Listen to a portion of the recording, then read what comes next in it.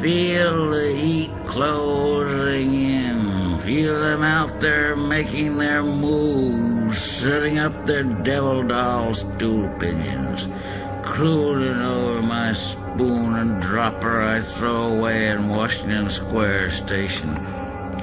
Fall to turnstile and 2 flights down the iron stairs, catching up down A train. Young, good-looking crew-cut, Ivy League advertising exec-type fruit holds the door back for me.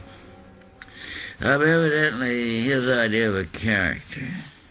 You know the type comes on with bartenders and cab drivers talking about right hooks and the Dodgers. Call the counterman and Needix by his first name. A real soul. And right on time, this narcotic stick in a white trench coat. Imagine tailing somebody in a white trench coat, trying to pass as a fag, I guess, hit the platform. I can hear the way he would say it, holding my outfit in his left hand, right hand on his piece. I think you dropped something, fella. But the subway is moving. So long, flatfoot, I yell, giving the fruit his B production. I look into the fruit's eyes, take in the white teeth, the Florida tan, the $200 shark skin suit, the button-down Brooks Brothers shirt, and carrying the news as a prop. The only thing I read is little Abner. A square wants to come on hip, talks about pod, smoke it now and then, and keeps some around to offer the fast Hollywood types. Thanks, kid, I say. I can see you're one of our own. His face lights up like a pinball machine with stupid pink affect. You ever see a hot shot hit, kid? I saw the Gimp catch one in Philly. We rigged his room with a one-way whorehouse mirror and charged Osowski to watch it. He never got the needle out of his arm. They don't if the shot is right. That's the way they find them, dropper full of clotted blood, hanging out of a blue arm. The look in his eyes when it hit kid, it was tasty. Recollect when I'm traveling with a vigilante, best shake man in the industry, out in Chi. We was working the fags in Lincoln Park. So one night the vigilante turns up for work in cowboy boots and a black vest with a hunk of tin on it and a lariat slung over his shoulder. So I says, "What's with you? You wig already?" He just looks at me and says, "Fill your hands, stranger," and hauls out an old rusty 6-shooter. Yet I take off across Lincoln Park, bullets cutting all around me. And he hangs 3 fags before the fuzz nails him. I mean, the vigilante earned his moniker. Ever notice how many expressions carry over from queers to con men? Like, raised. Doesn't someone know you're in the same line? The shoe store kid, he got his moniker shaking down fetishists in shoe stores, says, "Give it to a mark with KY and he will come back moaning for more." And when the kid spots a mark, he begins to breathe heavy. His face swells and his lips turn purple like an Eskimo in heat. Then slow, he comes on the mark, feeling for him, palpating him with fingers of rotten ectoplasm. The Rube has this sincere little boy look. Burns through him like blue neon. That one stepped right off a Saturday Evening Post cover with a string of bullheads and preserved himself in junk. His marks never beef, and the bunco people are really carrying a needle for the rube. One day, little boy Blue starts to slip, and what crows out would make an ambulance attendant puke. The rube flips in the end, running through empty automats and subway stations, screaming, "Come back, kid, come back!" and follows his boy right into the East River, down through condoms and orange peels, mosaic of floating newspapers, down into the silent black ooze with gangsters in concrete, and pistols pounded flat to avoid the probing finger of prurient ballistic experts. And the fruit is thinking, what a character. Wait till I tell the boys in Clark's about this one. He's a character collector. Would stand still for Joe Gould's Seagull Act. So they put it on him for a Sosky and make him eat to sell him some pot, as he calls it, thinking I'll catnip the jerk. Well, I said, tapping my arm, duty calls. As one judge said to another, be just. If you can't be just, be arbitrary. I cut into the automat, and there's Bill Gaines, huddled in someone else's overcoat, looking like a 1910 banker with paresis. And old Bart, shabby and inconspicuous, dunking pound cake with his dirty fingers shiny over the dirt. I had some uptown customers Bill took care of, and Bart knew a few old relics from hop-smoking times. Spectral janitors gray as ashes, phantom porters sweeping out dingy halls with a slow old man's hand, coughing and spitting in the junk-sick dawn. Retired asthmatic fences in theatrical hotels. Pent upon Rose, the old madam from Peoria. Stoical Chinese waiters never show sickness.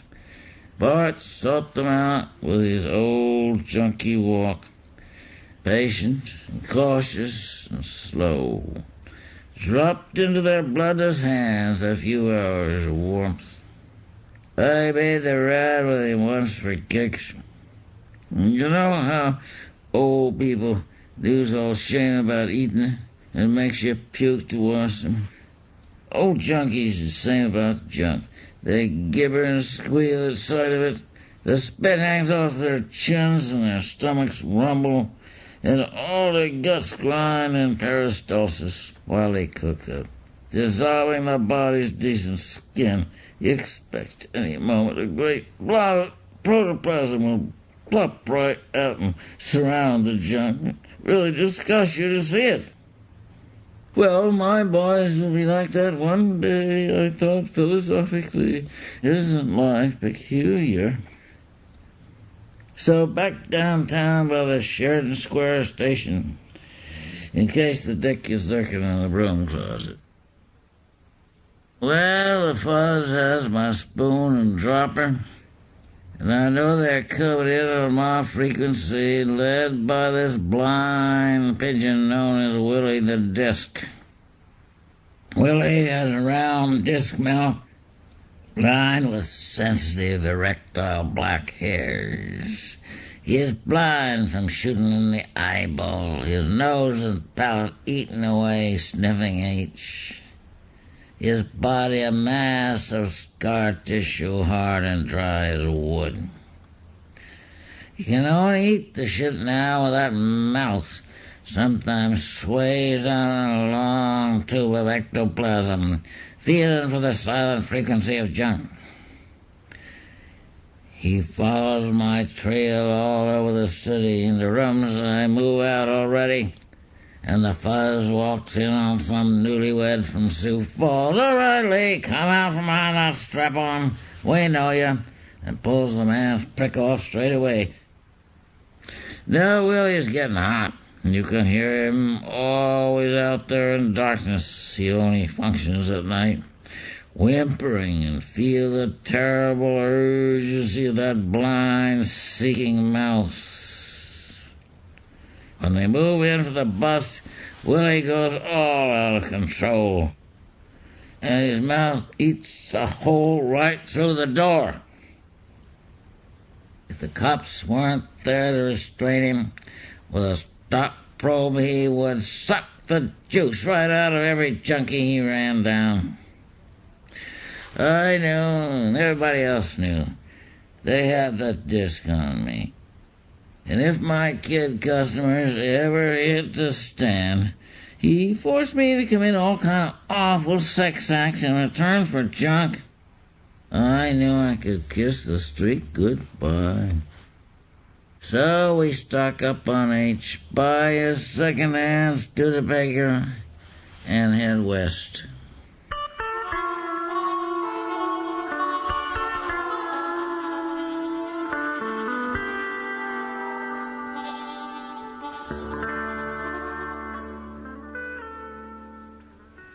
The Rube is a social liability with his attacks, as he calls them.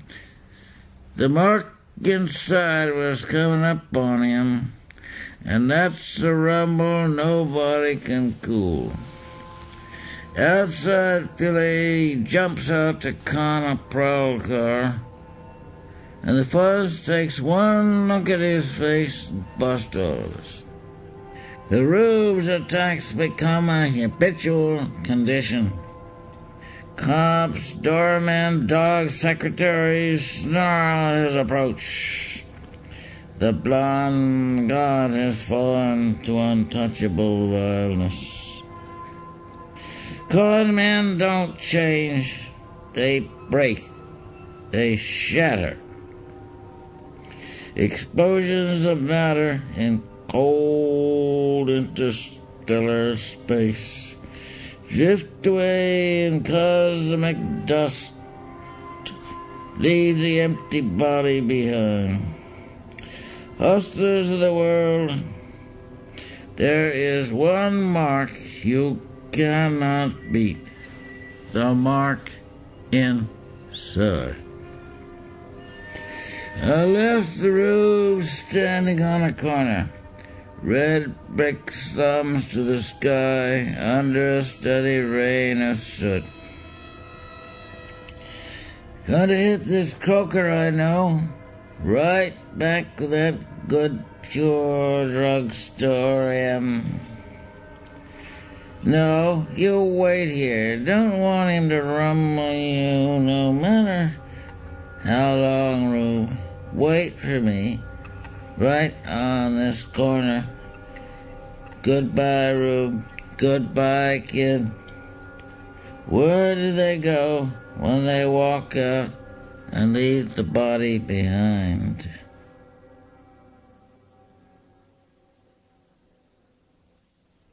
Chicago, invisible hierarchy of decorticated wops. Smell of atrophied gangsters. Earthbound ghost hit you at North and Halstead. Cicero, Lincoln Park. Panhandler of dreams. Past invading the present. Rancid magic of slot machines and roadhouses. Into the interior. A vast subdivision antennae of television to the meaningless sky. In life-proof houses, they hover over the young, sop up a little of what they shut out. Only the young bring anything in, and they are not young very long. Illinois and Missouri. Miasma of mound-building peoples, groveling worship of the food source, cruel and ugly festivals, dead-end horror of the centipede god. It reaches from Moundville to the lunar deserts of coastal Peru. America is not a young land. It is old and dirty and evil. Before the settlers, before the Indians, the evil is there waiting. And always cops, smooth college-trained state cops, practiced apologetic patter. Electronic eyes weigh your car and luggage, clothes and face. Snarling big city dicks, soft-spoken country sheriffs with something black and menacing in old eyes, color of a faded gray flannel shirt. And always car trouble. In St. Louis, traded the 1942 Studebaker in. It has a built-in engineering flaw like the room. On an old Packard limousine, heated up and barely made Kansas City and bought a Ford. Turned out to be an oil burner. Packed it in on a Jeep. We pushed too hard. They are no good for highway driving and burned something out inside rattling around. Went back to the old Ford V8. Can't beat that engine for getting there, oil burner or no. And the U.S. drag closes around us like no other drag in the world. Worse than the Andes, high mountain towns, cold wind down from postcard mountains. Thin air like death in the throat. River towns of Ecuador. Malaria gray as junk under black Stetsons, muzzle-loading shotguns, vultures pecking through the mud streets. And what hits you when you get off the Malmo ferry in Sweden is no juice tax on the ferry. It knocks all that cheap tax-free juice right out of you and brings you all the way down. Averted eyes in the cemetery in the middle of town.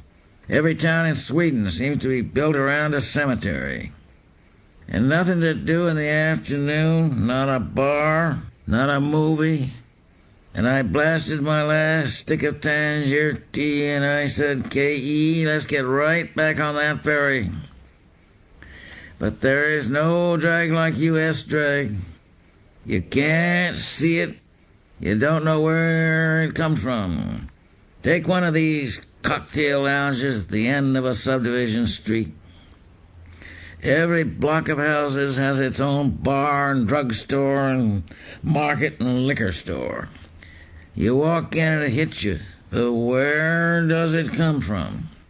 Not the bartender, not the customers, nor the cream-colored plastic rounding the bar stools, nor the dim neon, not even the TV. And our habits build up with a drag like cocaine will build you up staying ahead of the Sebring down. And the junk was running low. So there we are in this no-horse town strictly from cough syrup and bumming it up to syrup and drove on, cold spring wind whistling through that old heap around our shivering, junk-sick bodies. And the cold you always come down with when the junk runs out of you. On through the peeled landscape, dead armadillos in the road and vultures over the swamp and cypress stumps. Motels with beaver-board walls, gas heaters, thin pink blankets. Itinerant short con and carny hype men have burned down the croakers of Texas. Day of the Dead. I got the chucks and ate my little Willie's sugar skull. He cried and I had to go out for another. Walked past the cocktail lounge where they blasted the High bookie. In Cuernavaca, or was it Tusco, Jane meets a pimp trombone player and disappears in a cloud of tea smoke. The pimp is one of those vibration and dietary artists, which is a means he degrades the female sex by forcing his chicks to swallow all this shit. He was continually enlarging his theories. He would quiz a chick and threaten to walk out if she hadn't memorized every nuance of his latest assault on logic and the human image. Now, baby, I got it here to give, but if you won't receive it, there's just nothing I can do. He was a ritual tea smoker and very puritanical about junk, the way some tea heads are. He claimed tea put him in touch with supra-blue gravitational fields. He had ideas on every subject: what kind of underwear was healthy, when to drink water, and how to wipe your ass. He had a shiny red face and a great spreading smooth nose, little red eyes that lit up when he looked at a chick and went out when he looked at anything else. His shoulders were very broad and suggested deformity. So he was putting down junk and coming on with tea. I take 3 drags. Jane looked at him, and her flesh crystallized. I leaped up, screaming, "I got the fear," and ran out of the house. Drank a beer in a little restaurant, mosaic bar, and soccer scores and bullfight posters, and waited for the bus to town. A year later, in Tangier, I heard she was dead.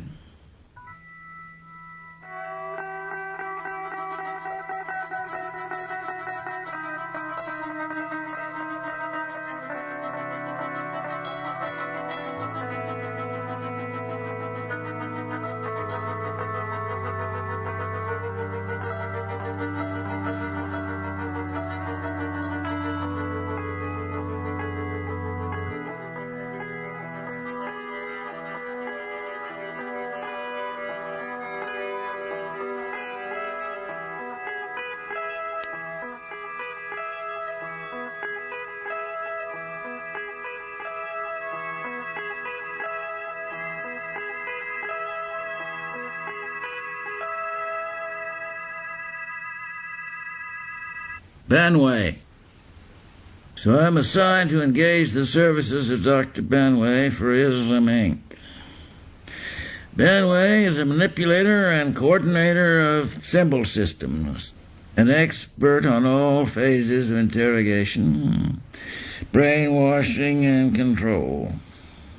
I have not seen Banway since his precipitate departure from Anexia, where his assignment had been TD, total demoralization. Banway's first act was to abolish concentration camps, mass arrest, and, except under certain limited and special circumstances, the use of torture. I deplore brutality, he said. It's not efficient. On the other hand, prolonged mistreatment, short of physical violence, gives rise, when skillfully applied, to anxiety and a feeling of special guilt. A few rules or other guiding principles are to be borne in mind. The subject must not realize that the mistreatment is a deliberate attack of an anti-human enemy on his personal identity. He must be made to feel that he deserves any treatment he receives, because there is something, never specified, horribly wrong with him.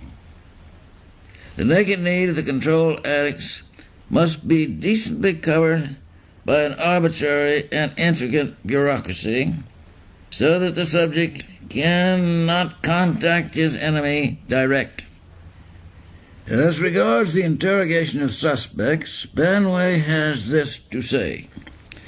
While in general I avoid the use of torture, torture localizes the opponent and mobilizes resistance. The threat of torture is useful to induce in the subject the appropriate feeling of helplessness and gratitude to the interrogator for withholding it. And torture can be employed to advantage as a penalty when the subject is far enough along with the treatment to accept punishment as deserved. To this end, I devised several forms of disciplinary procedure. One was known as the switchboard. Electric drills that can be turned on at any time are clamped against the subject's teeth, and he is instructed to operate an arbitrary switchboard, to put certain connections in certain sockets in response to bells and lights. Every time he makes a mistake, the drills are turned on for 20 seconds. The signals are gradually speeded up beyond his reaction time. Half an hour on the switchboard and the subject breaks down like an overloaded thinking machine. The study of thinking machines teaches us more about the brain than we can learn by introspective methods. Western man is externalizing himself in the form of gadgets. Squatting on old bones and excrement and rusty iron, in a white blaze of heat, a panorama of naked idiots stretches to the horizon. Complete silence. Their speech centers are destroyed, except for the crackle of sparks and the popping of singed flesh as they apply electrodes up and down the spine. White smoke of burning flesh hangs in the motionless air. A group of children have tied an idiot to a post with barbed wire and built a fire between his legs, and stand watching with bestial curiosity as the flames lick his thighs. His flesh jerks in the fire with insect agony. I digress, as usual. Pending more precise knowledge of brain electronics, drugs remain an essential tool of the interrogator in his assault on the subject's personal identity. Many subjects are vulnerable to sexual humiliation. Nakedness, stimulation with aphrodisiacs, constant supervision to embarrass subject and prevent relief of masturbation. Erections during sleep automatically turn on an enormous vibrating electric buzzer that throws the subject out of bed into cold water, thus reducing the incidence of wet dreams to a minimum. Kicks to hypnotize a priest and tell him he's about to consummate a hypostatic union with a lamb, then steer a randy old sheep up his ass. After that, the interrogator can gain complete hypnotic control. The subject will come at his whistle, sit on the floor if he but say, "Open sesame." Needless to say, the sex humiliation angle is contraindicated for overt homosexuals. I mean, let's keep our eye on the ball here and remember the old party line. Never know who's listening in. I recall this one kid I conditioned to shit at sight of me. Then I wash his ass and screw him. It was real tasty, and he was a lovely fella, too. And sometimes a subject will burst into boyish tears because he can't keep from ejaculating when you screw him. Well, as you can plainly see, the possibilities are endless, like meandering paths in a great, big, beautiful garden. We are walking down a long, white hall. Benway's voice drifts into my consciousness from no particular place. A disembodied voice that is sometimes loud and clear, sometimes barely audible, like music down a windy street. We must never forget our glorious Samian heritage. Doc Brubeck was party in a second part. A retired abortionist and junk pusher, he was a veterinarian actually, recalled to service during the manpower shortage. Well, Doc had been in the hospital kitchen all morning, goosing the nurses and tanking up on coal gas and Clem. And just before the operation, he sneaked a double shot of nutmeg to nerve himself up. I had a yahoo hangover me, and in no condition to take any of Braubeck's shit. First thing he comes on with, I should start the incision from the back instead of the front, muttering some garbled nonsense about being sure to cut out the gallbladder and would fuck up the meat. Thought he was on the farm cleaning a chicken. I told him to go put his head back in the oven, whereupon he had the effrontery to push my hand, severing the patient's femoral artery. Blood spurted up and blinded the anesthetist, who ran out through the hole screaming. Brubeck tried to knee me in the groin, and I managed to hamstring him with my scalpel. He crawled about the floor, stabbing at my feet and legs. Violet, that's my baboon assistant, only woman I ever cared a damn about, really wigged. I climbed up on the table and poised myself to jump on Brubeck with both feet and stomp him when the cops rushed in. Well, this rumble in the operating room, this unspeakable occurrence, as the super put it, you might say was the blow-off. The Wolfpack was closing for the kill. A crucifixion, that's the only word for it. Of course, I'd made a few dumb heights here and there, who hasn't? There was the time me and the anesthetist drank up all the ether and the patient came up on us. And I was accused of cutting the cocaine with Saniflush. Violet did it, actually, but had to protect her, of course. So the wind-up is we are all drummed out of the industry. Not that Violet was a bona fide croaker. Neither was Braubeck. For that matter, even my own certificate was called in question. But Violet knew more medicine than the Mayo Clinic. She had an extraordinary intuition and a high sense of duty. So there I was, flat on my ass with no certificate. Should I turn to another trade? No, doctoring was in my blood. I managed to keep up my habit performing cut-rate abortions in subway toilets. I even descended to hustling pregnant women in the public streets. It was positively unethical. Then I met a great guy, Placenta Juan, the afterbirth tycoon.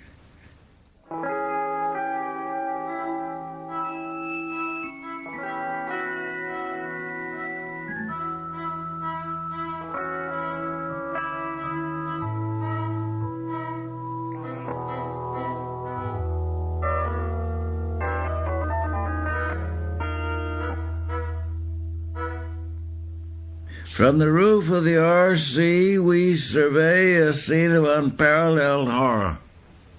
A contingent of howling simulpaths swing from chandeliers, balconies, and trees, shitting and pissing on passers-by.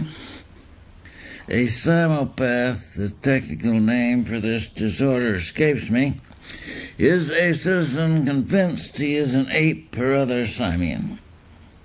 It is a disorder peculiar to the army, and discharge cures it. And mooks trot along cutting off heads, faces sweet and remote with a dreamy half-smile. Citizens with incipient bangutot clutch their penises and call on the tourists for help. Arab riders yipe and howl, castrating, disemboweling, throw burning gasoline.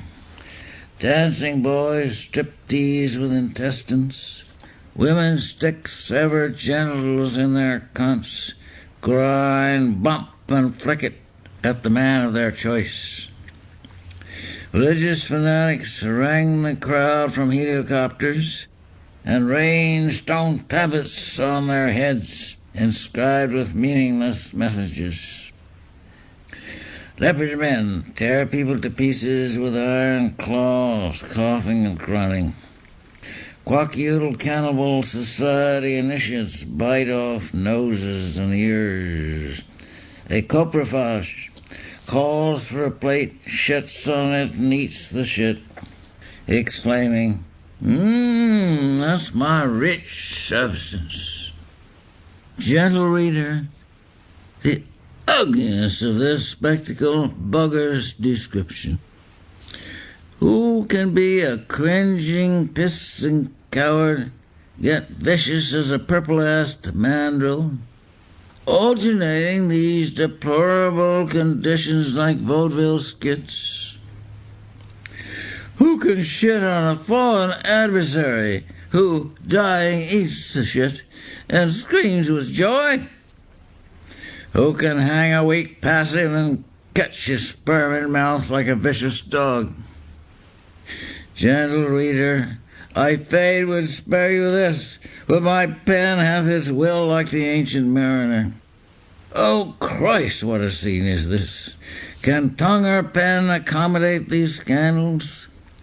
A beastly young hooligan has gouged out the eye of his confrere and fucks him in the brain. This brain atrophy already and dries grandmother's cunt. And in Dead Coon County, Arkansas, blackest dirt, whitest people in the USA, nigger, don't let the sun set on you here. The county coroner comes down with the boo-boos fore and aft. A vigilante committee of neighbors apologetically burned him to death in the courthouse privy when his interesting condition came to light. Now, Clem, just think of yourself as a cow with the aftosa, or a poultron with the foul pest.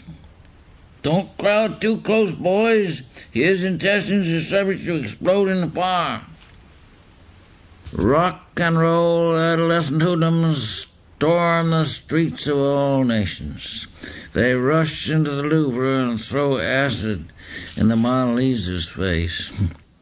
They open zoos, insane asylums, prisons, burst water mains with air hammers, chop the floor out of passenger plane lavatories, shoot out lighthouses, file elevator cables to one thin wire, turn sewers into the water supply, throw sharks and stingrays, electric eels, and kangaroo into swimming pools. Kangaroo is a small eel-like fish, about 1/4 inch through and 2 inches long, patronizing certain rivers of ill repute in the greater Amazon basin, will dart up your prick or your asshole or a woman's cunt faute de mieux, and hold itself there by sharp spines, with precisely what motives is not known, since no one has stepped forward to observe the kangaroo's life cycle in situ.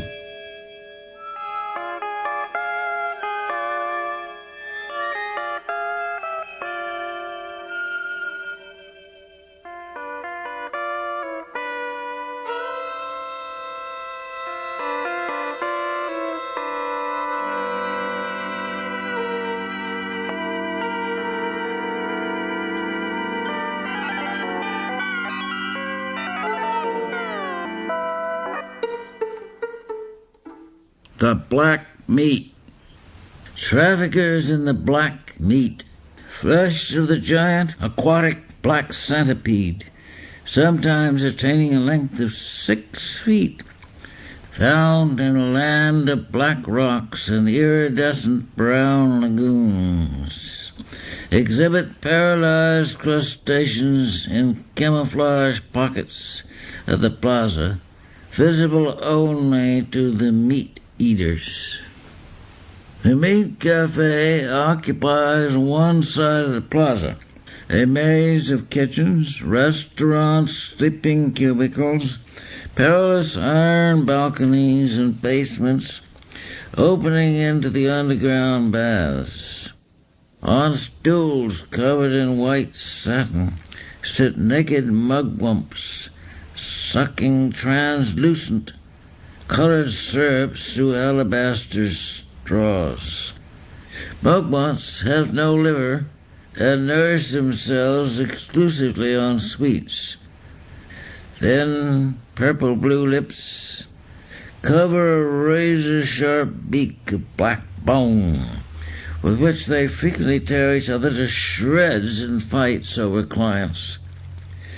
These creatures secrete an addicting fluid from their erect penises, which prolongs life by slowing metabolism. In fact, all longevity agents have proved addicting an exact ratio to their effectiveness in prolonging life. Addicts of mugwump fluid are known as reptiles. A number of these flow over chairs with their flexible bones and black-pink flesh, a fan of green cartilage covered with hollow erectile hairs through which the reptiles absorb the fluid, sprouts from behind each ear. The fans, which move from time to time, touched by invisible currents, serve also some form of communication known only to reptiles. During the biennial panics, when the raw-peeled dream police storm the city, the mugwumps take refuge in the deepest crevices of the wall, sealing themselves in clay cubicles, and remain for weeks in biostasis. In these days of great terror, the reptiles dart about faster and faster, scream past each other at supersonic speed, their flexible skulls flapping in black winds of insect agony. The dream police disintegrate in globs of rotten ectoplasm, swept away by an old junkie, coughing and spitting in the sick morning. The mugwump man comes with alabaster jars of fluid, and the reptiles get smoothed out. The air is once again still and clear as glycerin. The sailor spotted his reptile.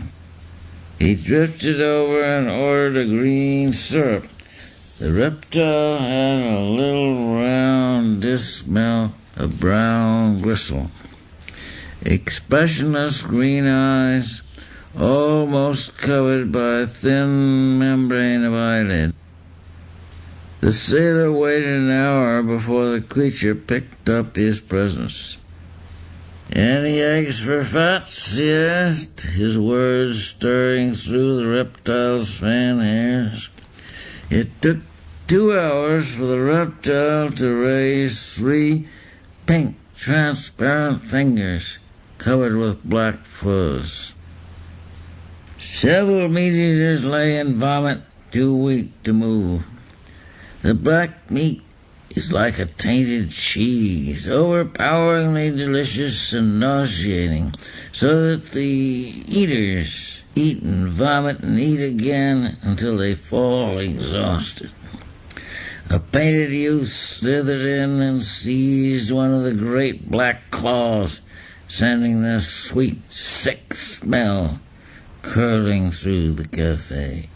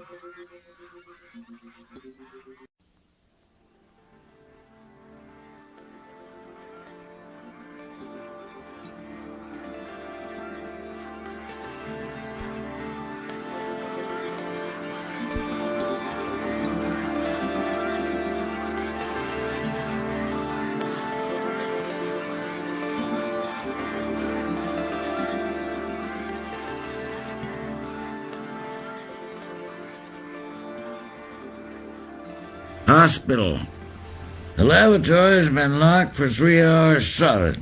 I think they're using it for an operating room. Nurse, I can't find her pulse, doctor. Dr. Banway, maybe she's got it up her cunt in a finger stole. Nurse, adrenaline, doctor? Dr. Banway, the night porter shot it all up for kicks. He looks around and picks up one of those rubber vacuum cups at the end of a stick they use to unstop toilets. He advances on the patient. Make an incision, Dr. Limp, he says to his appalled assistant. I'm going to massage the heart. Dr. Limp shrugs and begins the incision. Dr. Benway washes the suction cup by swishing it around in the toilet bowl. Nurse, shouldn't it be sterilized, doctor? Dr. Benway, very likely, but there's no time. He sits on the suction cup like a cane seat, watching his assistant make the incision. You young squirts couldn't lance a pimple without an electric vibrating scalpel with automatic drain and suture. So we'll be operating by remote control on patients we never see. We'll be nothing but button pushers. All the skill is going out of surgery, all the know-how and make do. Did I ever tell you about the time I performed an appendectomy with a rusty sardine can? And once I was caught short without instrument one and removed an uterine tumor with my teeth. That was in the upper effendi, and besides, the wench is dead. Dr. Limp, the incision is ready, doctor. Dr. Benway forces the cup into the incision and works it up and down. Blood spurts all over the doctors, the nurse, and the wall. The cup makes a horrible sucking sound. Nurse, I think she's gone, doctor. Dr. Benway, well, it's on a day's work. He walks across the room to a medicine cabinet. Some fucking drug addict has cut my cocaine with Saniflush. Nurse, send the boy out to fill this RX on the double. Dr. Benway is operating in an auditorium filled with students. Now, boys, you won't see this operation performed very often. There's a reason for that. You see, it has absolutely no medical value. No one knows what the purpose of it originally was, or if it had a purpose at all. Personally, I think it was a pure artistic creation from the beginning. Just as a bullfighter, with his skill and knowledge, extricates himself from danger he has himself invoked, so in this operation the surgeon deliberately endangers his patient, and then, with incredible speed and celerity, rescues him from death at the last possible split second. Did any of you ever see Dr. Tepezzini perform? I say perform advisedly, because his operations were performances. He would start by throwing a scalpel across the room into the patient, and then make his entrance like a ballet dancer. His speed was incredible. I don't give them time to die, he would say. Tumors put him in a frenzy of rage. Fucking undisciplined cells, he would snarl, advancing on the tumor like a knife fighter. A young man leaps down into the operating theater and, whipping out a scalpel, advances on the patient. Dr. Benway, and Espontaneo, stop him before he guts my patient.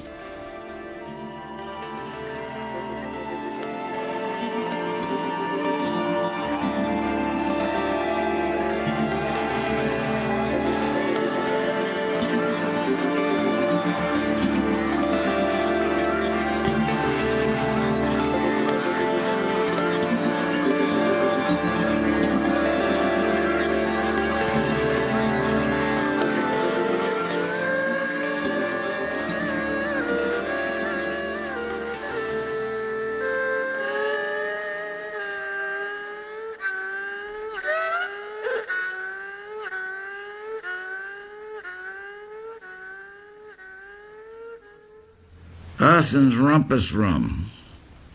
A Near East mugwump sits naked on a bar stool covered in pink silk. He licks warm honey from a crystal goblet with a long black tongue. His genitals are perfectly formed. Circumcised cock, black, shiny pubic hairs. His lips are thin and purple-blue like the lips of a penis. His eyes blank with insect calm. The mugwump has no liver, maintaining himself exclusive on sweets. Mugwump pushed a slender blonde youth to a couch and stripped him expertly. Stand up and turn around, he orders in telepathic pictographs. He ties the boy's hands behind him with a red silk cord. Tonight we make it all the way. No, no, screams the boy. Yes, yes.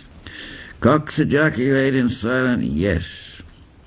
Mugwump part silk curtains reveal a teakwood gallows against lighted screen of red flint. Gallows is on a dais of Aztec mosaics. The boy crumples to his knees with a long oh, shitting and pissing in terror. He feels the shit warm between his thighs. A great wave of hot blood swells his lips and throat. His body contracts into a fetal position and sperm spurts hot into his face. The mugwump dips hot perfumed water from an alabaster bowl, pensively washes the boy's ass and cock, drying him with a soft blue towel. A warm wind plays over the boy's body and the hairs float free. The mugwump puts a hand under the boy's chest and pulls him to his feet. Holding him by both pinioned elbows, propels him up the steps and under the noose.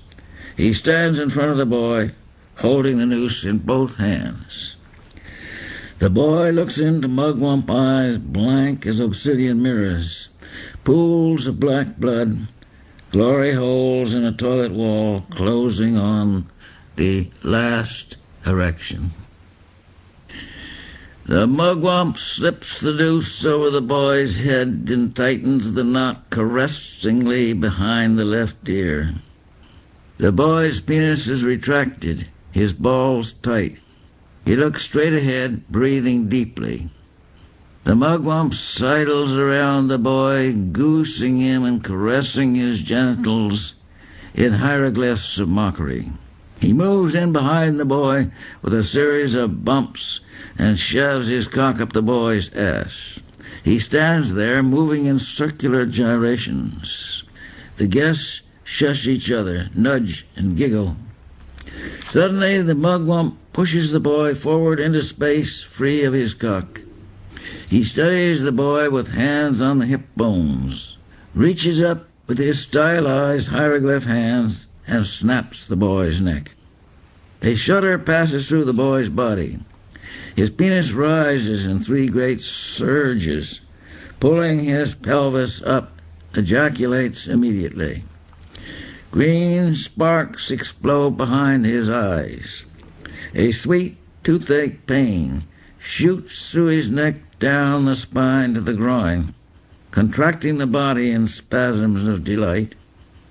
His whole body squeezes out through his cock. A final spasm throws a great spurt of sperm across the red screen, like a shooting star. The boy falls with soft, gutty suction through a maze of penny arcades and dirty pictures. A sharp turd shoots clean out his ass. Farts shake his slender body. Skyrockets burst in green clusters across a great river. He hears the faint putt-putt of a motorboat in jungle twilight under silent wings of the Anopheles mosquito. The mugwump pulls the boy back onto his cock. The boy squirms, impaled like a speared fish. The mugwump swings on the boy's back, his body contracting in fluid waves. Blood flows down the boy's chin from his mouth, half open, sweet and sulky in death. The mugwump falls with a fluid, sated plop. Windowless cubicle with blue walls. Dirty pink curtain covers the door. Bedbugs crawl on the wall, cluster in corners. A man with white tie and dress shirt, naked from the waist down except for black garters, talks to the queen bee in elegant tones. Queen bees are old women who surround themselves with fairies to form a swarm. It is a sinister Mexican practice. But where is the statuary? He talks out of one side of his face. The other is twisted by the torture of a million mirrors. He masturbates wildly. The queen bee continues the conversation, notices nothing.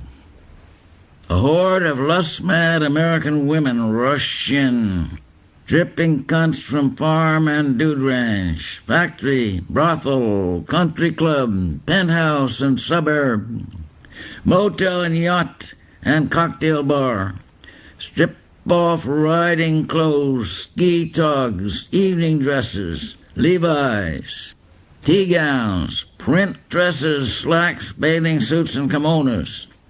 They scream and yipe and howl, leap on the guests like bitch dogs in heat with rabies.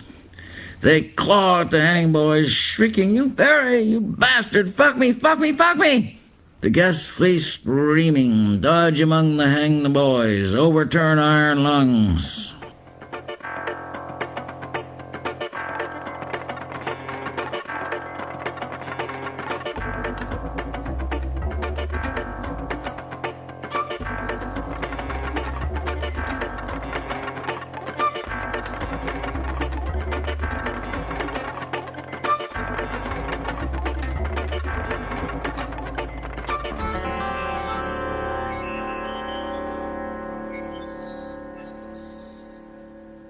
AJ's annual party. Mary is strapping on a rubber penis.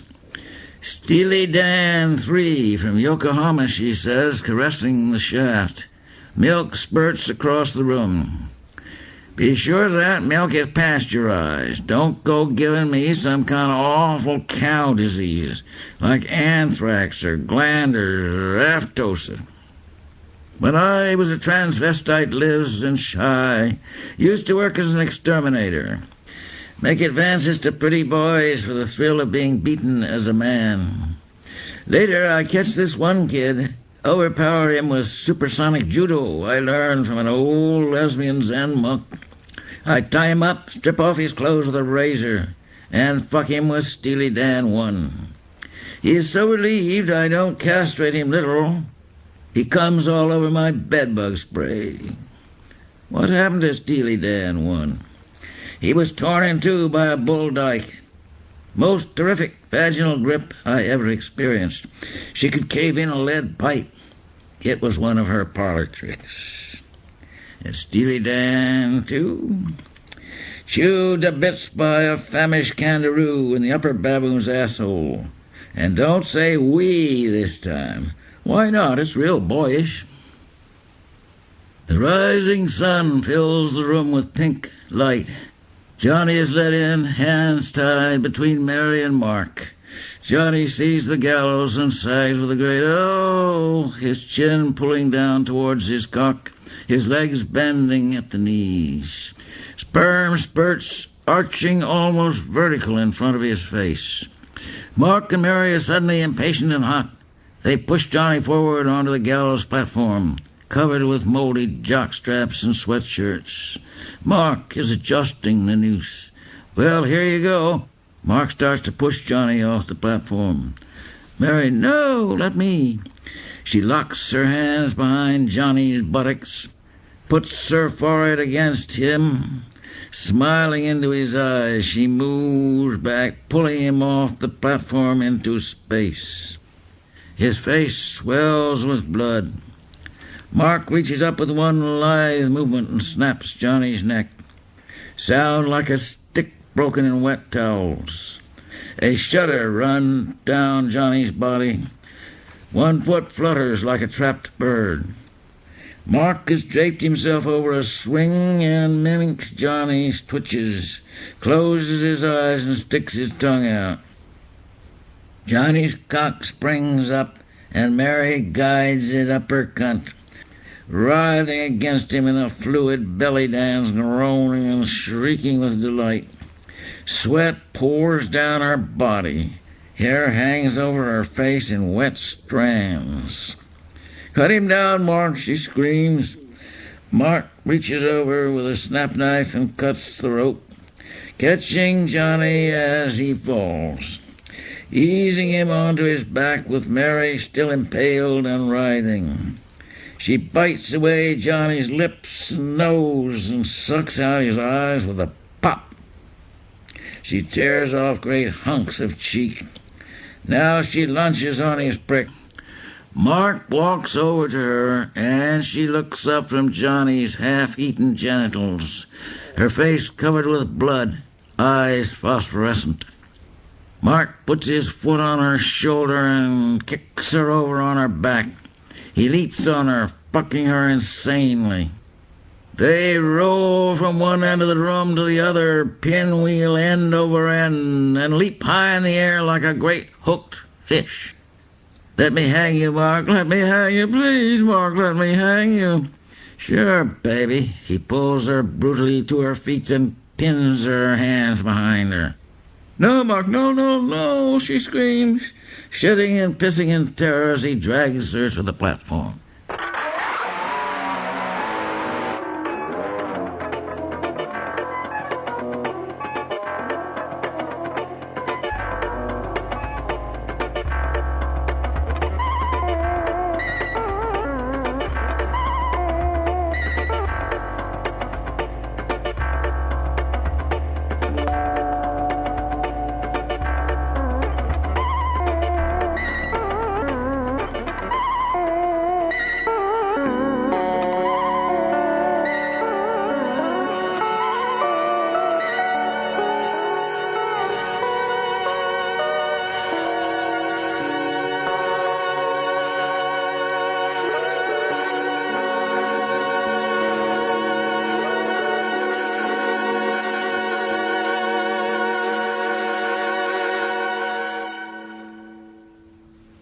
Meeting of International Conference of Technological Psychiatry.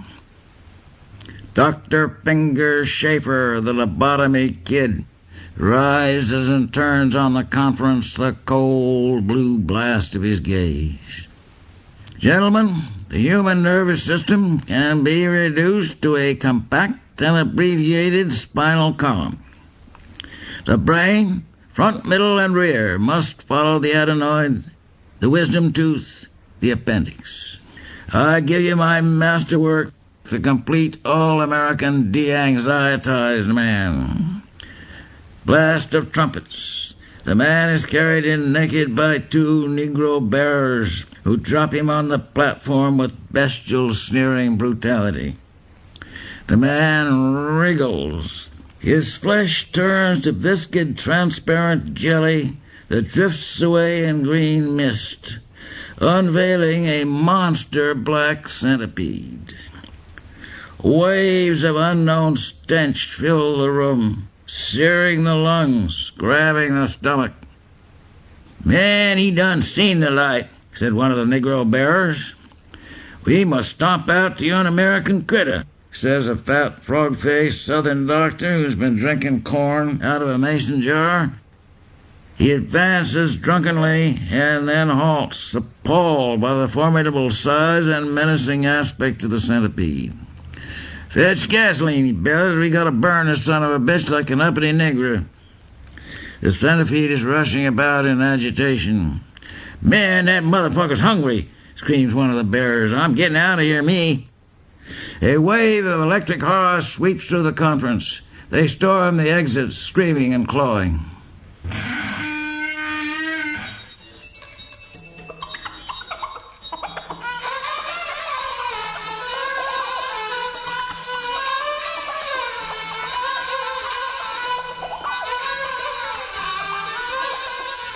The market.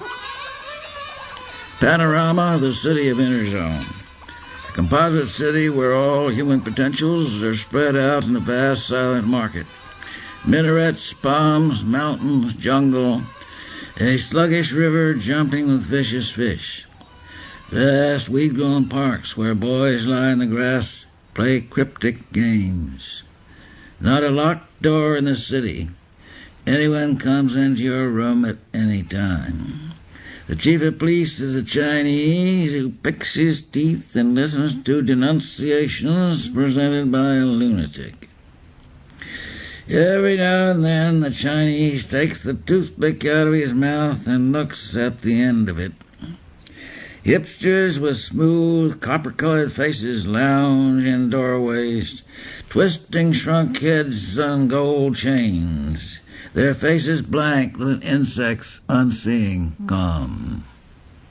All houses in the city are joined. Houses of sod. High mountain Mongols blink in smoky doorways. Houses of bamboo and teak. Houses of adobe, stone, and red brick. South Pacific and Maori houses. Houses and trees and riverboats. Wood houses 100 feet long sheltering entire tribes.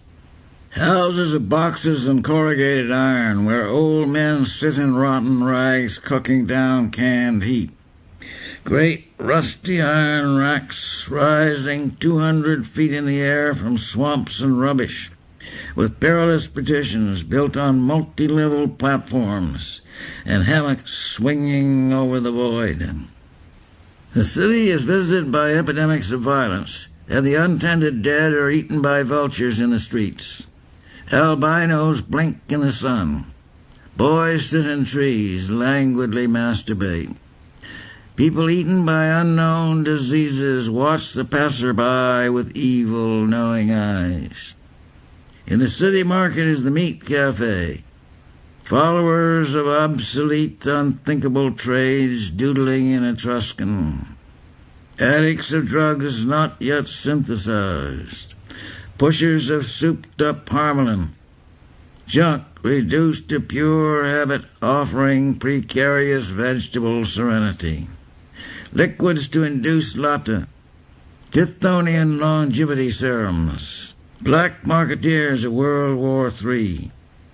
Excisers of telepathic sensitivity, osteopaths of the spirit, investigators of infractions denounced by bland, paranoid chess players, servers of fragmentary warrants taken down in hebephrenic shorthand, charging unspeakable mutilations of the spirit, bureaucrats of spectral departments, officials of unconstituted police states, a lesbian dwarf who has perfected Operation Bangu Tote, the lung erection that strangles a sleeping enemy, sellers of orgone tanks and relaxing machines, brokers of exquisite dreams and memories, tested on the sensitized cells of junk sickness and bartered for raw materials of the will.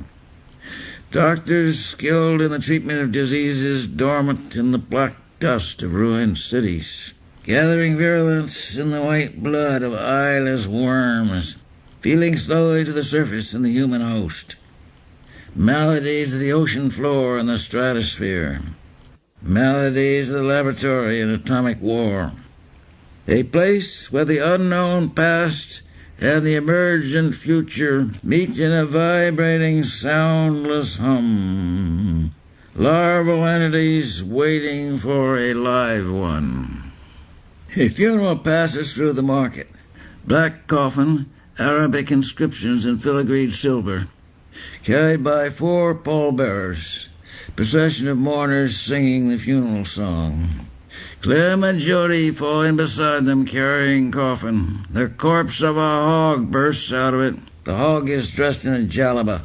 A keef pipe juts from its mouth. One hoof holds a packet of feezy pictures. A mezuzah hangs about its neck. Inscribed on the coffin, this was the noblest Arab of them all. They sing hideous parody of the funeral song in false Arabic. Jody can do a fake Chinese spiel that'll just kid you, like a hysterical ventriloquist dummy. In fact, he precipitated an anti-foreign riot in Shanghai that claimed 3,000 casualties. Stand up, Gertie, and show respect for the local gooks. I suppose one should. My dear, I'm working on the most marvelous invention. A boy who disappears as soon as you come, leaving a smell of burning leaves and a sound effect of distant train whistles. This you gotta hear. Boy in Los Angeles, 15-year-old. Father decided it's time the boy have his first piece of ass. Boy's lying on the lawn reading comic books. Father go out and say, "Son, here's $20. I want you to go to a good whore and get a piece of ass off her." So they drive to this plush jump joint. And the father say, "All right, son, you're on your own. So ring the bell, and when the woman come, give her the $20 and tell her you want a piece of ass. Solid pop." So about 15 minutes later, the boy comes out. "Well, son, did you get a piece of ass?"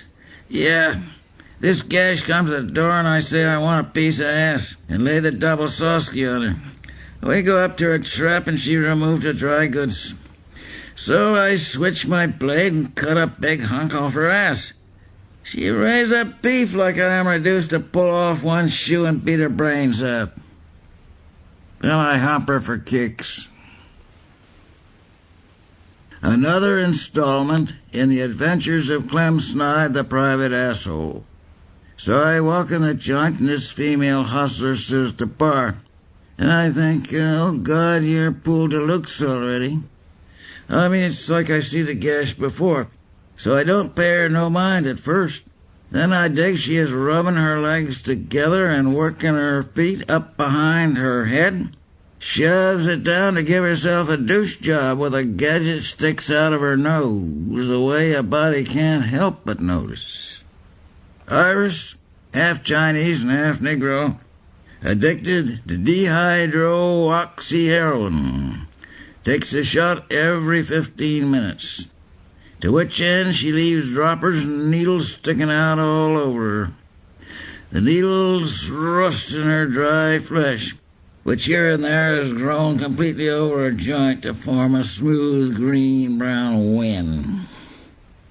On the table in front of her is a samovar of tea and a 20-pound hamper of brown sugar. No one has ever seen her eat anything else. It is only just before a shot that she hears what anyone says or talks herself. Then she makes some flat, factual statement relative to her own person. "My asshole is occluding. My cunt got terrible green juices." Iris is one of Benway's projects. The human body can run on sugar alone, goddammit. I'm aware that certain of my learned colleagues who are tempted to belittle my genius work claim that I put vitamins and proteins into Iris's sugar clandestinely. I challenge these nameless assholes to crawl up out of their latrines and run a spot analysis on Iris's sugar and her tea. Iris is a wholesome American cunt. I deny categorically that she nourishes herself on semen. And let me take this opportunity to state that I am a reputable scientist, not a charlatan, a lunatic, or a pretended worker of miracles. I never claimed that Iris could subsist exclusively on photosynthesis. I did not say she could breathe in carbon dioxide and give off oxygen. I confess I have been tempted to experiment, being of course restrained by my medical ethics. In short, the vile slanders of my creeping opponents will inevitably fall back onto them and come to roost like a homing stool pigeon.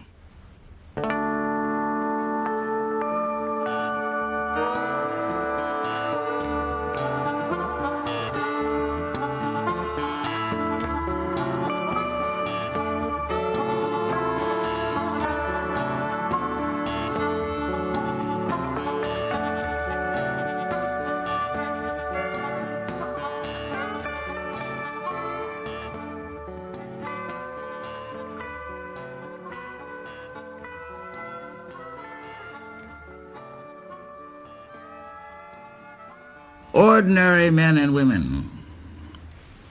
So this elegant faggot comes to New York from Cunt Lick, Texas, and he is the most piss-elegant fag of them all. He is taken up by old women of the type batting on young fags. Toothless old predators, too weak and too slow to run down other prey. Yes, his old moth-eaten tigress shit sure turn into a fag-eater. So this citizen, being an arty and crafty fag, begins making costume jewelry and jewelry sets. Every rich old gash in greater New York wants she should do her sets, and he is making money. 21, El Morocco, the Stork, but no time for sex and all the time worrying about his rep. He begins playing the horses. Supposed to be something manly about gambling, God knows why. And he figures it will build him up to be seen at the track. Now, not many fags play the horses, and those that play lose more than the others. They're lousy gamblers, plunge in a losing streak, and hedge when they win, which being the pattern of their lives. So he loses and loses and loses some more. One day he is about to put a rock in a set when the obvious occurs. Of course, I'll replace it later. Famous last words. So all that winter, one after the other, the diamonds, emeralds, pearls, rubies, and stars, sapphires of the haute monde go in hock, replaced by queer replicas. So the opening night of the Met, this old hag appears as she thinks resplendent in her diamond tiara. This other old whore approach and say, "Oh, Miggles, you're so smart. To leave the real ones at home, I mean, we're simply mad to go around tempting fate. You're mistaken, my dear. These are real." "Oh, but Miggles, darling, they're not. I mean, ask your jeweler." "Well, just ask anybody." So Sabbath is hastily called. "Lucy Bradshinkle, look to thy emeralds." All these old witches examining their rocks like a citizen find leprosy on himself. "My chicken bun ruby. My black opals." Old bitch marry so many times, so many gooks and spicks she don't know her accent from her ass. "My star sapphire, shake a pool deluxe." Oh, it's all so I mean, they're strictly from Woolworths. "There's only one thing to do. I'm going to call the police," says a strong-minded, outspoken old thing, and she clomps across the floor on her low heels and calls the fuzz. Well, the faggot draws a deuce, and in the box he meets this cat who is some species of cheap hustler, and love sets in, or at least a facsimile thereof, convince the parties in a first and second parts. As continuity would have it, they are sprung at the same time, more or less, and take up residence in a flat on the Lower East Side, and cook in, and both are working legit, modest jobs. So Brad and Jim know happiness for the first time. Enter the powers of evil. Lucy Bradshinkle has come to say all is forgiven. She has faith in Brad and wants to set him up in a studio. Of course, he will have to move to the East 60s. This place is impossible, darling. And your friend. And a safe mob wants Jim back to drive a car. This is a step up, you dig. Offer from citizens hardly seen before. Will Jim go back to crime? Will Brad succumb to the blandishments of an aging vampire or ravening maw? Needless to say, the forces of evil are routed and exit with ominous snarls and mutterings. The boss isn't going to like this. I don't know why I ever wasted my time with you, you cheap, vulgar little fairy. The boys stand at the tenement window, their arms around each other, looking at the Brooklyn Bridge. A warm spring wind ruffles Jim's black curls and the fine headed hair of Brad. Well, Brad, what's for supper?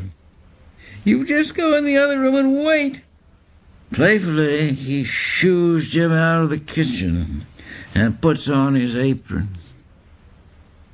Dinner is Lucy Bradshinkle's consigno, cooked in Codex Papillon. The boys eat happily, looking into each other's eyes. Blood runs down their chins.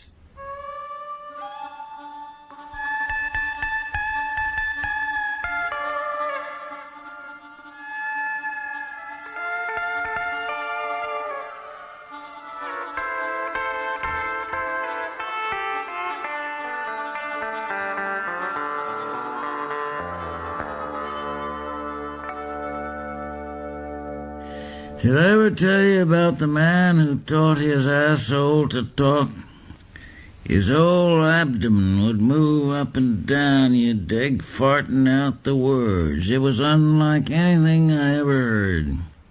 This ass talk had a sort of gut frequency. It hit you right down there like you gotta go. You know, when the old colon gives you the elbow and you feel sort of cold inside and you know all you have to do is turn loose? Well, this talking hits you right down there, a bubbly, thick, stagnant sound, a sound you could smell. This man worked for a carnival, you dig, and to start with, it was like a novelty ventriloquist act. Real funny, too, at first. He had a number he called a better old. It was a scream, I tell you. I forget most of it, but it was clever. Like, oh, say, are you still down there, old thing? No, I had to go relieve myself.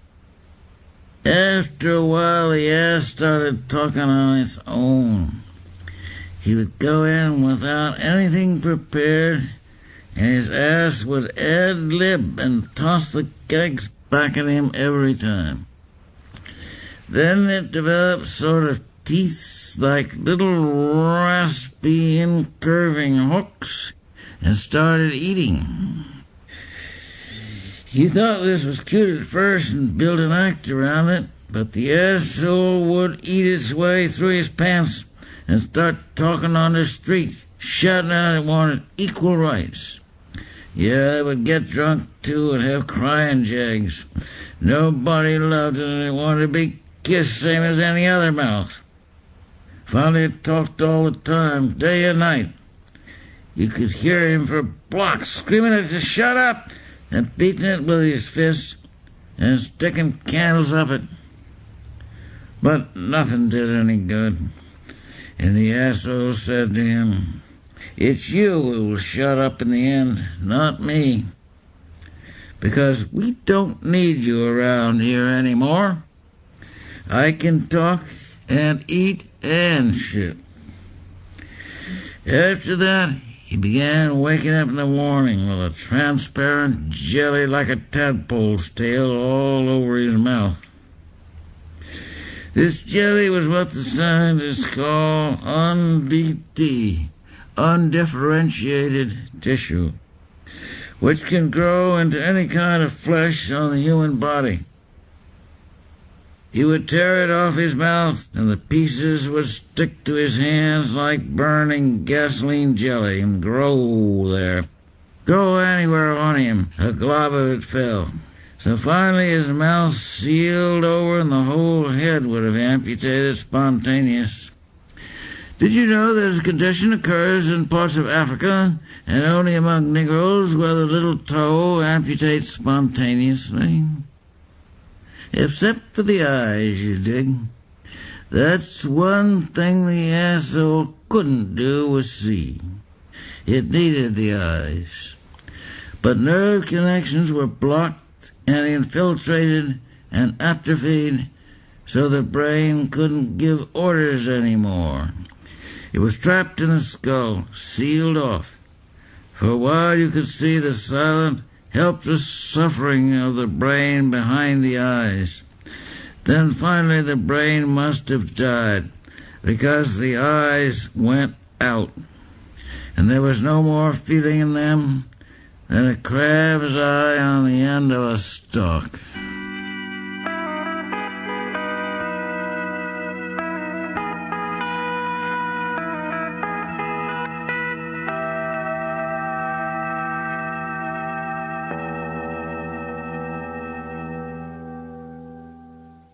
The huntsmen have gathered for the hunt breakfast in the Swarm Bar, a hangout for elegant pansies. Huntsmen strut about with imbecile narcissism in black leather jackets and studded belts, flexing their muscles for the fags to feel. They all wear enormous falsy baskets. Every now and then one of them throws a fag to the floor and pisses on him. They are drinking Victory Punch, compounded of paregoric, Spanish fly, heavy black rum, Napoleon brandy, and canned heat. The punch is served from a great hollow gold baboon, crouched in snarling terror, snapping at a spear in its side. You twist the baboon's balls and the punch runs out his cock. From time to time, hot hors d'oeuvres pop out the baboon's ass with a loud farting noise. When this happens, the huntsmen roar with bestial laughter, and the fags shriek and twitch. Master of the hunt is Captain Everard, who was drummed out of the Queen's 69th for palming a jockstrap in a game of strip poker. Motorcycles careening, jumping, overturning, spitting, shrieking, shitting baboons fighting hand-to-hand with the huntsman. Riderless cycles scrabbling about in the dust like crippled insects, attacking baboon and huntsman. The party leader rides in triumph through yipping crowds. A dignified old man shits at sight of him and tries to sacrifice himself under the wheels of the car. "They have no feelings," said Dr. Benway, slashing his patient to shreds. "Just reflexes. I urge distraction. The age of consent is when they learn to talk. May all your troubles be little ones, as one child molester said to the other." The market is empty, except for an old drunkard of indeterminate nationality, passed out with his head in a pissoir. The rioters erupt into the market, yipping and screaming, "Death to the French!" and tear the drunkard to pieces. A whimpering queen falls to the floor in an orgasm. "Oh, God, it's too exciting, like a million hot throbbing cocks." Benway, like to run a blood test on those boys. A portentously inconspicuous man, gray beard and gray face and shabby brown jalaba, sings in a slight, unplaceable accent without opening his lips. Oh, you dolls, you great big beautiful dolls. Squads of police with thin lips, big noses, and cold gray eyes move into the market from every entrance street. They club and kick the rioters with cold, methodical brutality. The rioters have been carted away in trucks. The shutters go up and the citizens of Interzone step out into the square, littered with teeth and sandals and slippery with blood.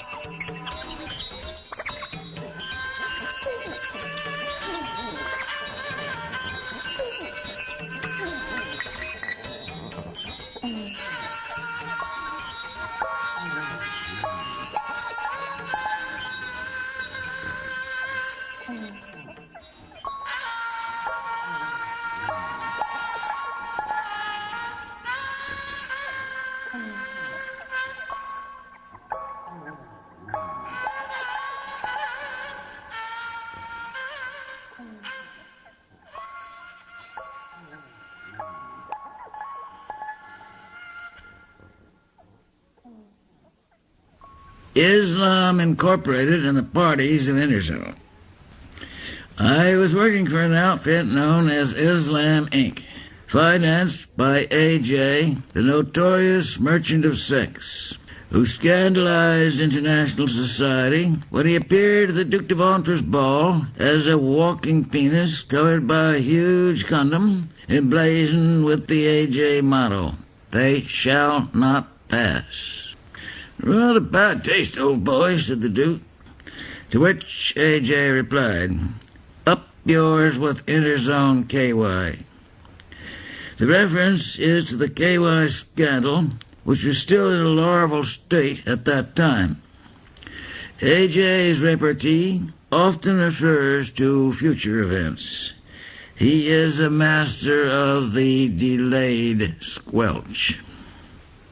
A.J. once reserved a table a year in advance chez Robert, where a huge icy gourmet broods over the greatest cuisine in the world. So baneful and derogatory is his gaze that many a client under that withering blast has rolled on the floor and pissed all over himself in convulsive attempts to ingratiate. So A.J. arrives with 6 Bolivian Indians who chew coca leaves between courses. And when Robert, in all his gourmet majesty, bears down on the table, A.J. looks up and yells, "Hey, boy, bring me some ketchup." 30 gourmets stopped chewing at once. You could have heard a souffle drop. As for Robert, he lets out a bellow of rage like a wounded elephant, runs to the kitchen and arms himself with a meat cleaver. The sommelier snarls hideously, his face turning a strange iridescent purple. He breaks off a bottle of Brut Champagne 26. Pierre, the head waiter, snatches up a boning knife. All 3 chase A.J. through the restaurant with mangled, inhuman screams of rage. Tables overturn, vintage wines and matchless food crash to the floor. Cries of "Lynch him!" ring through the air. An elderly gourmet with the insane bloodshot eyes of a mandrill is fashioning a hangman's knot with a red velvet curtain cord. Seeing himself cornered and in imminent danger of dismemberment at least, A.J. plays his trump card. He throws back his head and lets out a hog call. And 100 famished hogs he had stationed nearby rush into the restaurant, slopping the haute cuisine. Like a great tree, Robert falls to the floor in a stroke, where he is eaten by the hogs. "Poor bastards don't know enough to appreciate him," says A.J. Robert's brother Paul emerges from retirement in a local nut house and takes over the restaurant to dispense something he calls the transcendental cuisine. Imperceptibly, the quality of the food declines until he is serving literal garbage, the clients being too intimidated by the reputation of Chez Robert to protest. Sample menu: the clear camel piss soup with boiled earthworms, the filet of sun-ripened stingray, basted with eau de cologne and garnished with nettles, the afterbirth supreme de boeuf, cooked in drained crankcase oil, served with a piquant sauce of rotten egg yolks and crushed bedbugs, the Limburger cheese sugar-cured in diabetic urine, doused in canned heat, flamboyant.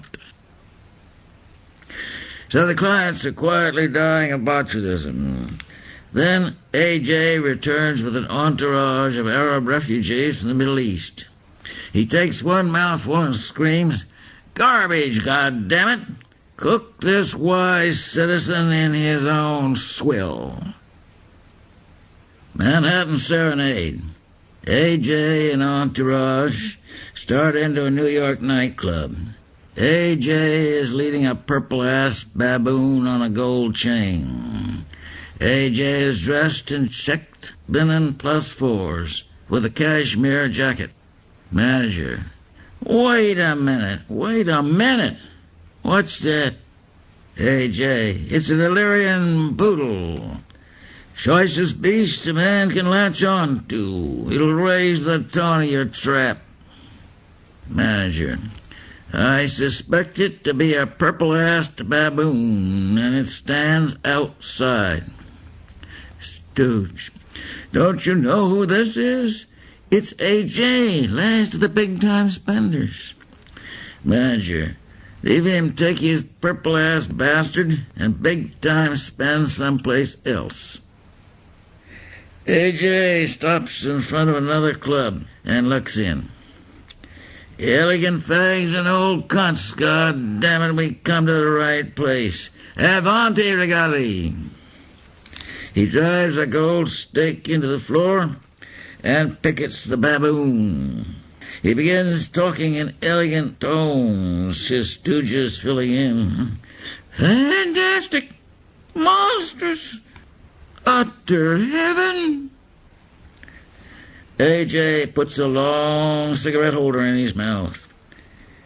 The holder is made of some obscenely flexible material. It swings and undulates as if endowed with loathsome reptilian life. A.J. So there I was, flat on my stomach at 30,000 feet. Several nearby fags raise their heads, like animals scenting danger.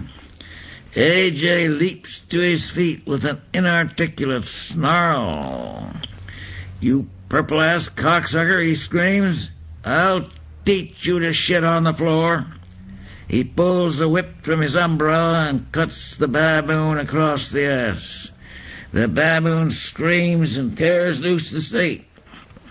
He leaps on the next table and climbs up an old woman who dies of heart failure on the spot. A.J. Sorry, lady. Discipline, you know. In a frenzy, he whips the baboon from one end of the bar to the other. The baboon, screaming and snarling and shitting with terror, climbs over the clients, runs up and down the bar, swings from drapes and chandeliers.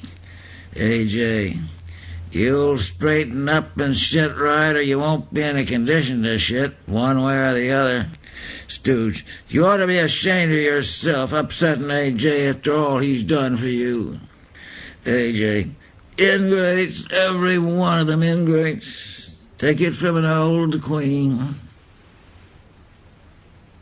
Salvador Hassan O'Leary, alias the Shoe Store Kid, alias Wrong Way Marv, alias Afterbirth Leary, alias Funky Pete, alias Placenta Juan, alias K.Y. Ahmed, alias El Chinche, alias El Culito, etc., for 15 solid pages of dossier.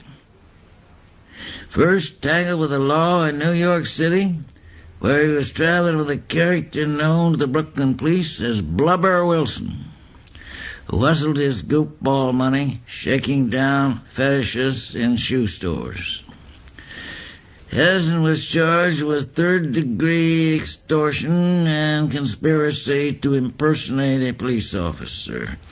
He had learned the shake man's number one rule, DT, ditched in, which correspond to the pilot's KFS, keep flying speed. As the vigilante puts it, if you get a rumble, kid, ditch your piece of tin if you have to swallow it. So they didn't bust him with a queer badge. Hassan testified against Wilson, who drew pen in death. Longest term possible under New York law for a misdemeanor conviction. Nominally an indefinite sentence, it means 3 years in Rikers Island.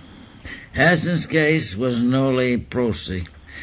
I'd have drawn a nickel, Hassan said, if I hadn't met a decent cop. Hassan met a decent cop every time he took a fall. His dossier contains 3 pages of monikers indicating his proclivity for cooperating with the law. Playing ball, the cops call it. Others call it something else.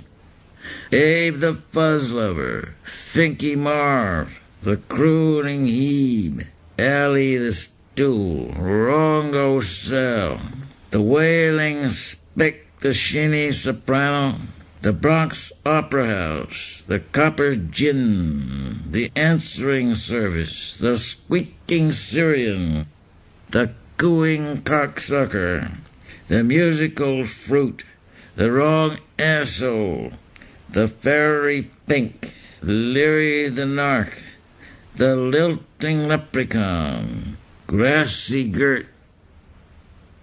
He opened a sex shop in Yokohama, pushed junk in Beirut, pimped in Panama. During World War II, he shifted into high, took over a dairy in Holland, and cut the butter with used axle grease. Cornered the KY market in North Africa, and finally hit the jackpot with slumps. He prospered and proliferated, flooding the world with cut medicines and cheap counterfeit goods of every variety. Adulterated shark repellent, cut antibiotics, condemned parachutes, stale anti-venom, inactive serums and vaccines, leaking lifeboats.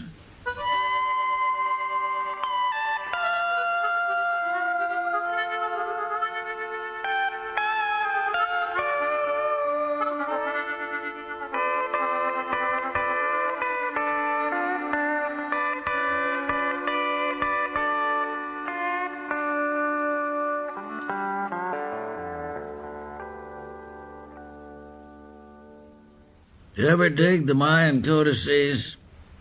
I figure it like this. The priests, about 1% of the population, made with one-way telepathic broadcasts. instructing the workers what to feel and when. A telepathic sender has to send all the time. He can never receive, because if he receives, that means someone else has feelings of his own, could louse up his continuity. The sender has to send all the time, but he can't ever recharge himself by contact. Sooner or later, he's got no feelings to send. You can't have feelings alone. Not alone like the sender is alone. And you dig there can only be one sender at one place time. Finally, the screen goes dead. The sender has turned into a huge centipede. So the workers come in on the beam and burn the centipede and elect a new sender by consensus of the general will. The Mayans were limited by isolation. Now one sender could control the planet. You see, control can never be a means to any practical end. It can never be a means to anything but more control. Like junk.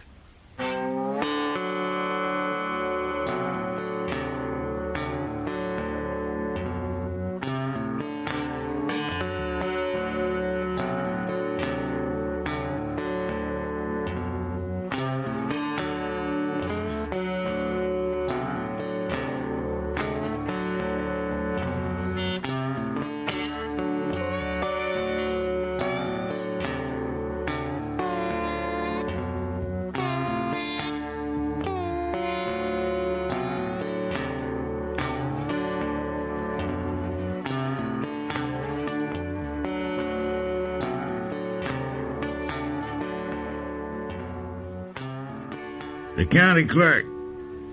The county clerk has his office in a huge red brick building known as the Old Courthouse.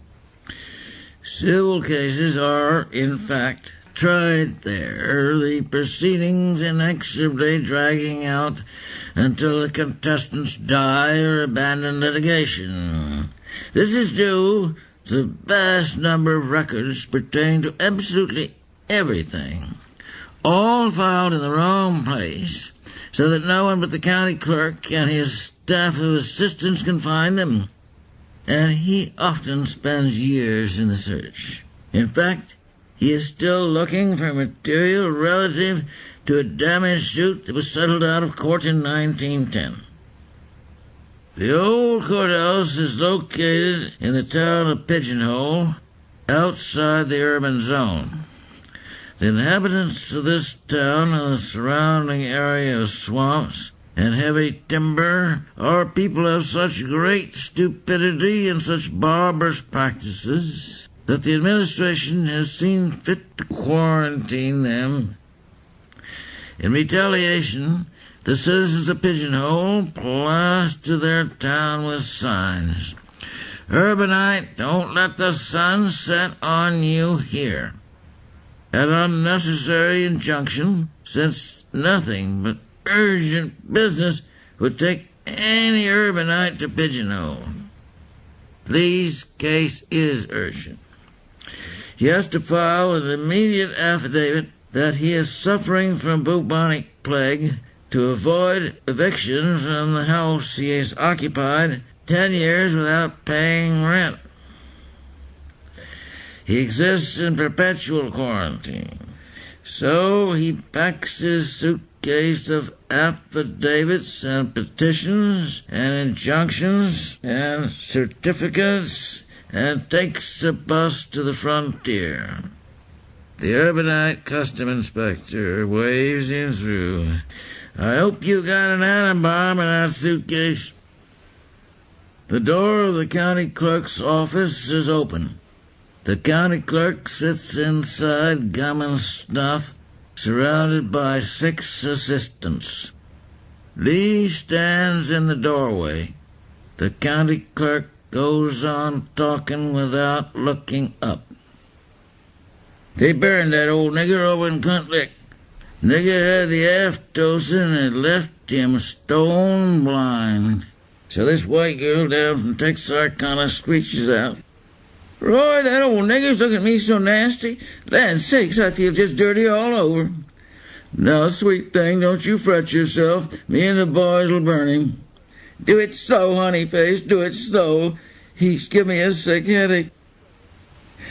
So they burned the nigger, and that old boy took his wife and went back up to Texarkana without paying for the gasoline. And old Whisperin' Lou runs the service station. Couldn't talk about nothing else all fall. These city fellas come down here and burn a nigger and don't even settle up for gasoline. Lee cleared his throat. The clerk looked at him over his glasses. "Now, if you'll take care, young fella, till I finish what I'm a-sayin', I'll tend to your business."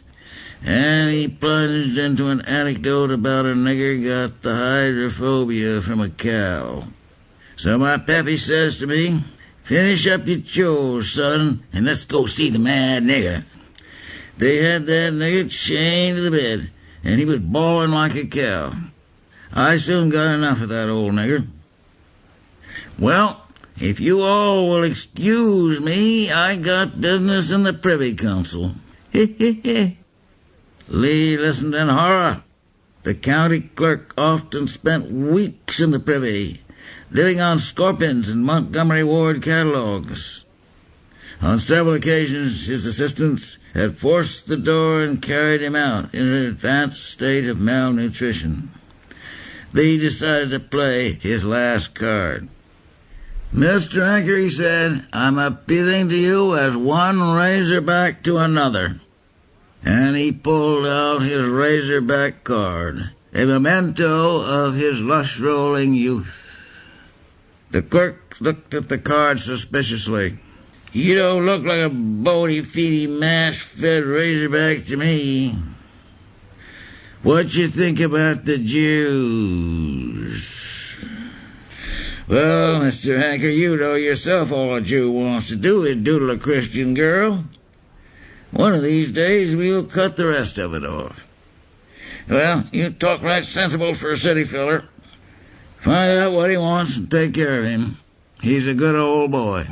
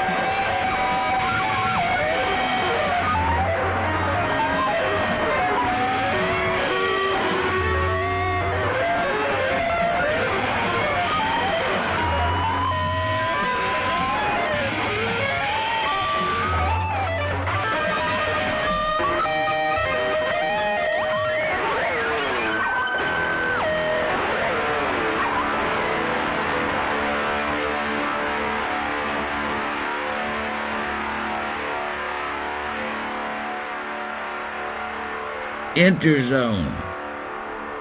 The zone is a single vast building. The rooms are made of a plastic cement that bulges to accommodate people, but when too many crowd into one room, there is a soft plop, and someone squeezes through the wall right into the next house. The next bed, that is, since the rooms are mostly bed, where the business of the zone is transacted. A hum of sex and commerce shakes the zone like a vast hive. Interzone Imports Unlimited, which consists of Marvy and Life the Unlucky, had latched on to the KY deal. Marvy had been in Interzone since the year before one, as he put it. He had been retired from some unspecified position in the State Department for the good of the service. Obviously, he had once been very good-looking in a crew-cut college boy way, but his face had sagged and formed lumps under the chin like melting paraffin. He was getting heavy around the hips. Life the Unlucky was a tall, thin Norwegian with a patch over one eye. His face congealed in a permanent, ingratiating smirk. Behind him lay an epic saga of unsuccessful enterprises. He had failed at raising frogs, chinchilla, Siamese fighting fish, Ramian culture pearls. He had attempted, variously and without success, to promote the lovebird two-in-a-coffin cemetery, to corner the condom market during the rubber shortage, to run a mail-order whorehouse, to issue penicillin as a patent medicine. He had followed disastrous betting systems in the casinos of Europe and the racetracks of the U.S. His reverses in business were matched by the incredible mischances of his personal life. His front teeth had been stomped out by bestial American sailors in Brooklyn. Vultures had eaten out an eye when he drank a pint of paregoric and passed out in a Panama City park. He had been trapped between floors in an elevator for 5 days with an oil-burning junk habit, and sustained an attack of DTs while stowing away in a footlocker. Then there was the time he collapsed with strangulated intestines, perforated ulcers, and peritonitis in Cairo, and the hospital was so crowded they bedded him in the latrine, and the Greek surgeon goofed and sewed up a live monkey in him, and he was gang-fucked by the Arab attendants. And one of the orderlies stole the penicillin, substituting Saniflush. The time he got clap in his ass, and a self-righteous English doctor cured him with an enema of hot sulfuric acid.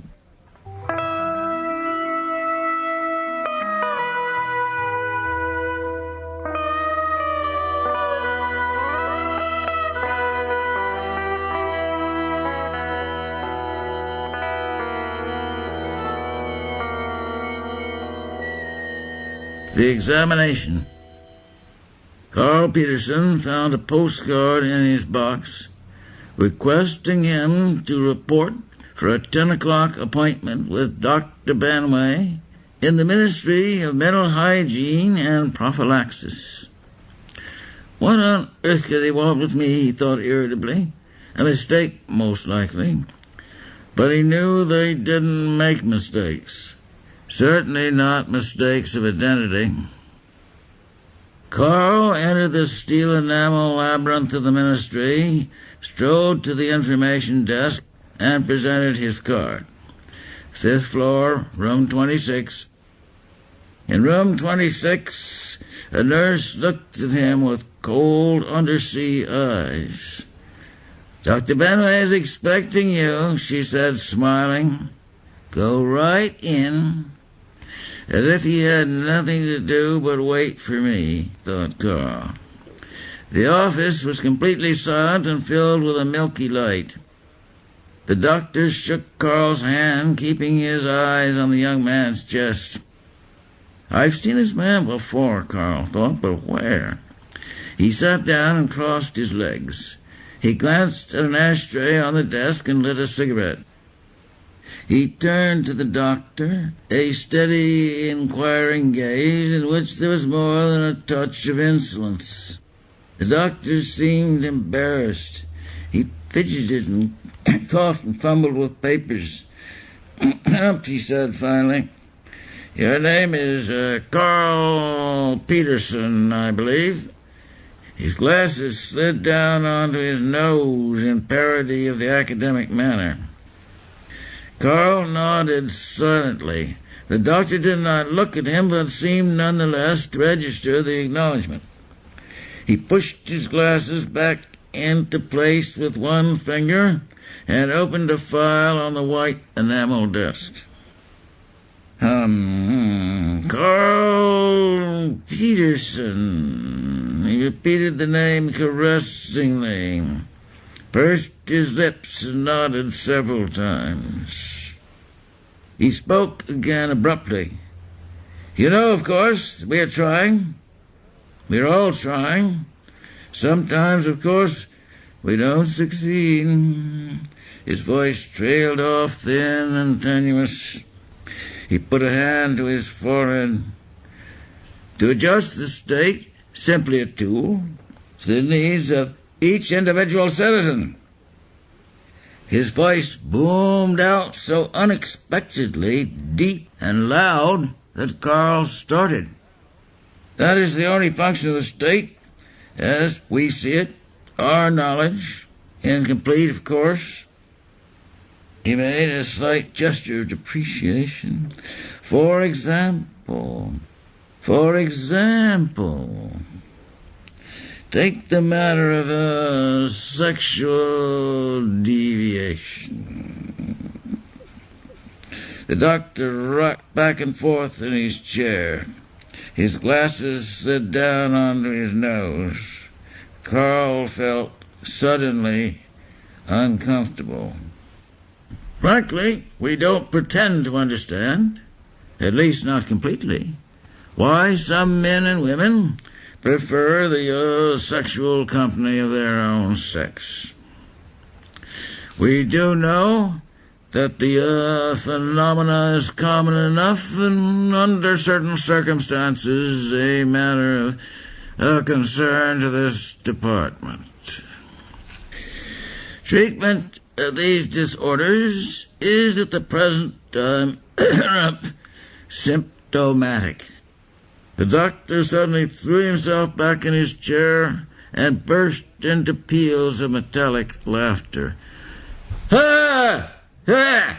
Ha! Ha! Ha!" Carl watched him appalled. The man is insane, he thought. The doctor's face went blank as a gambler's. Carl felt an odd sensation in his stomach, like the sudden stopping of an elevator. The doctor was studying the file in front of him. He spoke in a tone of slightly condescending amusement. "Don't look so frightened, young man. Just a professional joke. To say treatment is symptomatic means there is none, except to make the patient feel as comfortable as possible. And that is precisely what we attempt to do in these cases." Once again, Carl felt the impact of that cold interest on his face. That is to say, reassurance when reassurance is necessary, and, of course, suitable outlets with other individuals of similar tendencies. No isolation is indicated. The condition is no more directly contagious than cancer. Cancer, my first love. The doctor's voice receded. He seemed actually to have gone away through an invisible door, leaving his empty body sitting there at the desk. "And so, Carl, you will please oblige to tell me how many times and under what circumstances you have indulged in homosexual acts?" His voice drifts away. "If you have never done so, I should be inclined to think of you as somewhat a typical young man." The doctor raises a coy, admonishing finger. In any case, he tapped the file and flashed a hideous leer. Carl noticed that the file was 6 inches thick. In fact, it seemed to have thickened enormously since he entered the room. Well, when I was doing my military service, these queers used to proposition me, and sometimes when I was blank. Yes, of course, Carl, the doctor brayed heartily. In your position, I would have done the same. I don't mind telling you. Well, I guess we can dismiss as irrelevant these understandable means of replenishing the exchequer. And now, Carl, there were perhaps one finger tapped the file, which gave out a faint effluvia of moldy jockstraps and chlorine. Occasions when no economic factors were involved. A green flare exploded in Carl's brain. He saw Hans's lean brown body twisting towards him, quick breath on his shoulder. The flare went out. Some huge insect was squirming in his hand, his whole being jerked away in an electric spasm of revulsion. Carl got to his feet, shaking with rage. "What are you writing there?" he demanded. "Do you often doze off like that, in the middle of a conversation?" "I wasn't asleep, that is." "You weren't?" "It's just that the whole thing is unreal. I'm going now. I don't care. You can't force me to stay." He was walking across the room towards the door. He had been walking a long time. A creeping numbness dragged his legs. The door seemed to recede. "Where can you go, Carl?" The doctor's voice reached him from a great distance. "Out, away, through the door." "The green door, Carl." The doctor's voice was barely audible. The whole room was exploding out into space.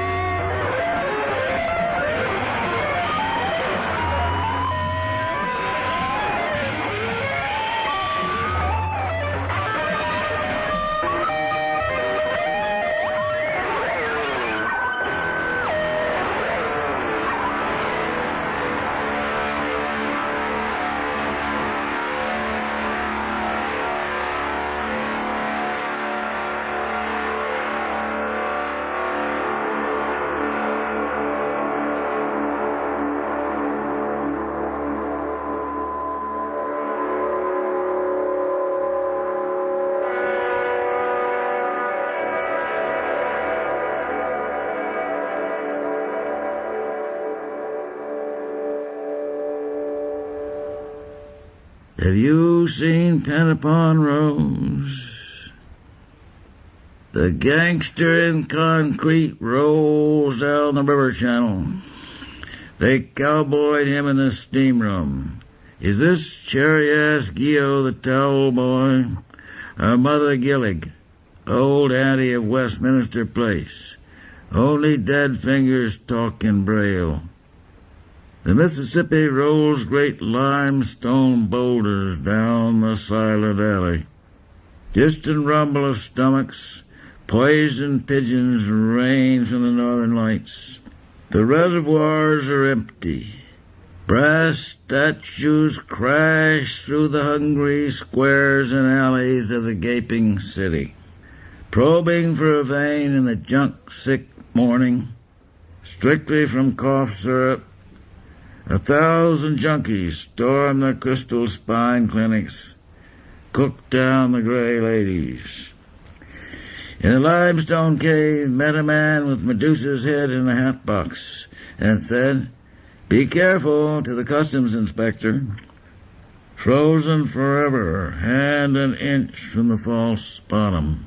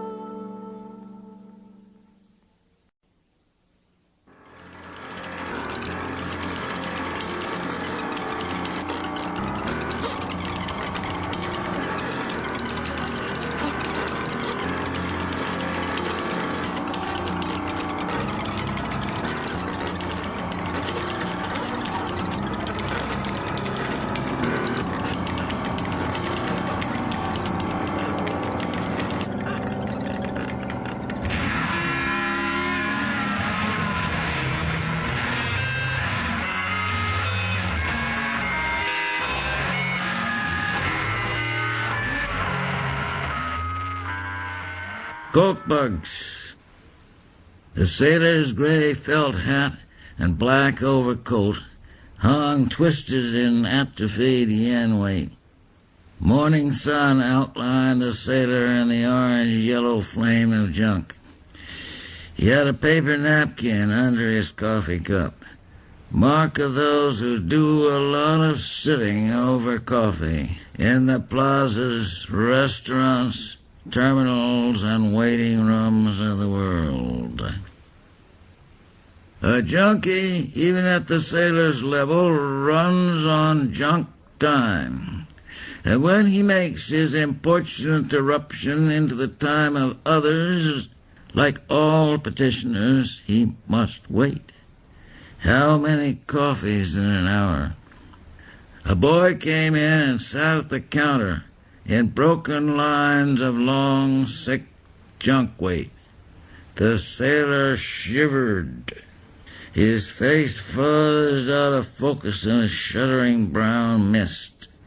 His hands moved on the table, reading the boy's braille. His eyes traced little dips and circles, following the whorls of brown hair on the boy's neck in a slow, searching movement. The boy stirred and scratched the back of his neck. "Something bit me, Joe. What kind of creep joint you run here?" "Coke bugs, kid," Joe said, holding eggs up to the light. "I was traveling with Irene Kelly, and her was a sporting woman.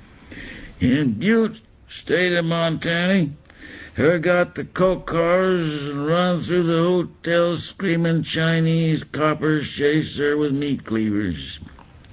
I knew this cop in Chai, sniffed coke, used to come in form of crystals, blue crystals. So Herc go nuts and start screaming the Federals is after him and run down this alley and stick his head in the garbage can. And I said, "What do you think you're doing?" And her say, "Get away or I shoot you. I got myself hid good." Well, when the roll is called up yonder, we'll be there, right? Joe looked at the sailor and spread his hands, and the junkie shrugged. The sailor spoke in his feeling voice that reassembles in your head, spelling out the words with cold fingers. "Your connection is broken, kid." The boy shied, his street boy face torn with black scars of junk, retained a wild, broken innocence. Shy animals peering out through gray arabesques of terror. "I don't dig you, Jack." The sailor leapt into sharp, junky focus. He turned back his coat lapel, showing a brass hypo needle covered with mold and verdigris. "Retired for the good of the service. Sit down and have a blueberry crumb pie on the expense account. Your monkey loves it, makes his coat glossy." The boy felt a touch on his arm across 8 feet of morning lunchroom. He was suddenly siphoned into the booth, landing with an inaudible slip. He looked into the sailor's eyes. A green universe stirred by cold black currents. "You an agent, mister?" "I prefer the word vector." His sounding laughter vibrated through the boy's substance. "You hold him, man. I got the bread." "I don't want your money, honey. I want your time." "I don't dig." "You want fix, you want straight, you want a none." The sailor cradled something pink and vibrated out of focus. "Yeah. We'll take the Independent. Got their own special heat. Don't carry guns, only saps. I recall me and the fag fell once in Queen's Plaza. Stay away from Queen's Plaza, son. Evil spot, fuzz haunted. Too many levels, heat flares out from the broom closet high on ammonia, like burning lions. Fall on poor old lush worker, scare her veins right down to the bone. Her skin pop a week or do that 529 kick, handed out free and gratis by New York City to jostling junkies. So fag, beagle Irish, sailor beware. Look down along that line before you travel there. The subway sweeps by with a black blast of iron.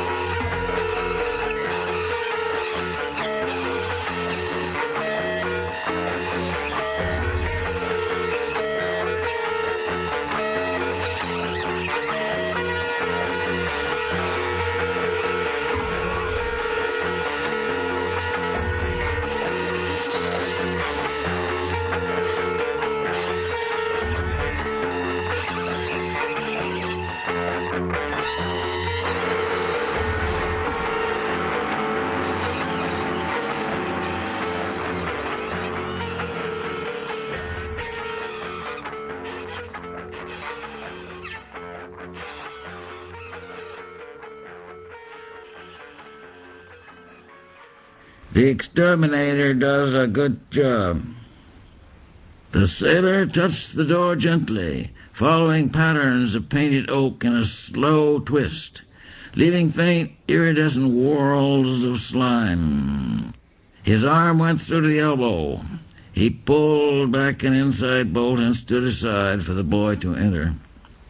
Heavy, colorless smell of death filled the empty room. "The trap hasn't been aired since the exterminator fumigated for coke bugs," said the sailor apologetically. The boy felt a silent black clunk fall through his flesh. The sailor put a hand to the boy's eyes and pulled out a pink scrotal egg with one closed, pulsing eye. Black fur boiled inside translucent flesh of the egg. The sailor caressed the egg with nakedly inhuman hands. Black-pink, thick, fibrous, long white tendrils sprouting from abbreviated fingertips. Death fear and death weakness hit the boy, shutting off his breath, stopping his blood. He leaned against a wall that seemed to give slightly. He clicked back into junk focus. The sailor was cooking a shot. "When the roll is called up yonder, we'll be there, right?" he said, feeling along the boy's vein, erasing goose pimples with a gentle old woman finger. He slid the needle in. A red orchid bloomed at the bottom of the dropper. The sailor pressed the bulb, watching the solution rush into the boy vein, sucked by silent thirst of blood. "Jesus," said the boy. "I'd never been hit like that before." They called me the exterminator. At one brief point of intersection, I did exercise that function and witnessed the belly dance of roaches suffocating in yellow perithium powder. "Hard to get now, lady. War on. Let you have a little, $2. Sluiced fat bedbugs from rose wallpaper in shabby theatrical hotels on North Clark, and poisoned the purposeful rat. Occasional eater of human babies. Wouldn't you?"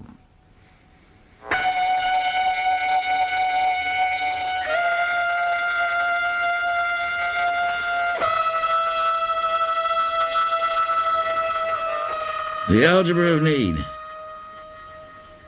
Fat's terminal came from the city pressure tanks, where open life jets spurt a million forms.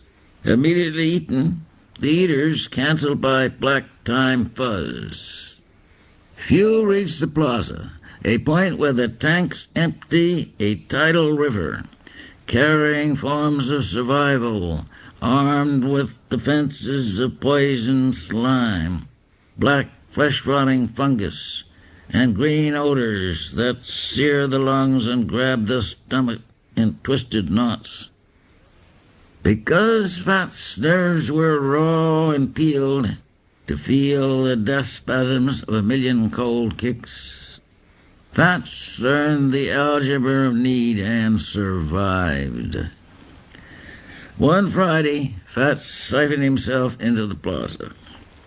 A translucent gray fetal monkey, suckers on his little soft purple-gray hands, and a lamprey disc mouth of cold gray gristle lined with hollow, black, erectile teeth, feeling for the scar patterns of junk. And a rich man passed and stared at the monster, and Fats rolled pissing and shitting in terror and ate his shit. And the man was moved by this tribute to his potent gaze and clicked a coin out of his Friday cane. Friday is Muslim Sunday, when the rich are supposed to distribute alms. So Fats learned to serve the black meat and grew a fat aquarium of body. And his blank periscope eyes swept the world's surface. In his wake of addicts, translucent gray monkeys flashed like fish spears to the junk mart and hung there sucking, and it all drained back into fats. So his substance grew and grew, filling plazas, restaurants, and waiting rooms of the world with gray junk ooze. The vibrating, soundless hum of deep forest and organ accumulators. The sudden silence of cities, when the junkie cops and even the commuter buzzes clogged lines of cholesterol for contact. Signal flares of orgasm burst over the world. A T-head leaps up screaming, "I got the fear!" and runs into Mexican night, bringing down backbrains of the world. The executioner shits in terror at sight of the condemned man. The torturer screams in the ear of his implacable victim.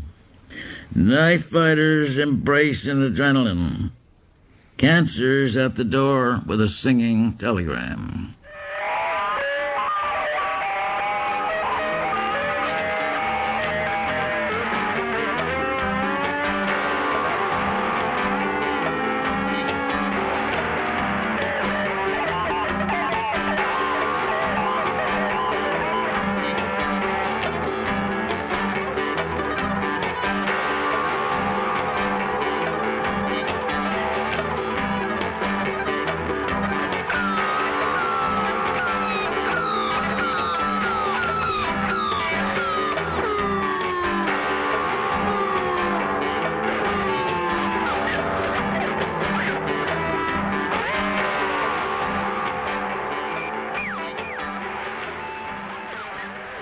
Hauser and O'Brien.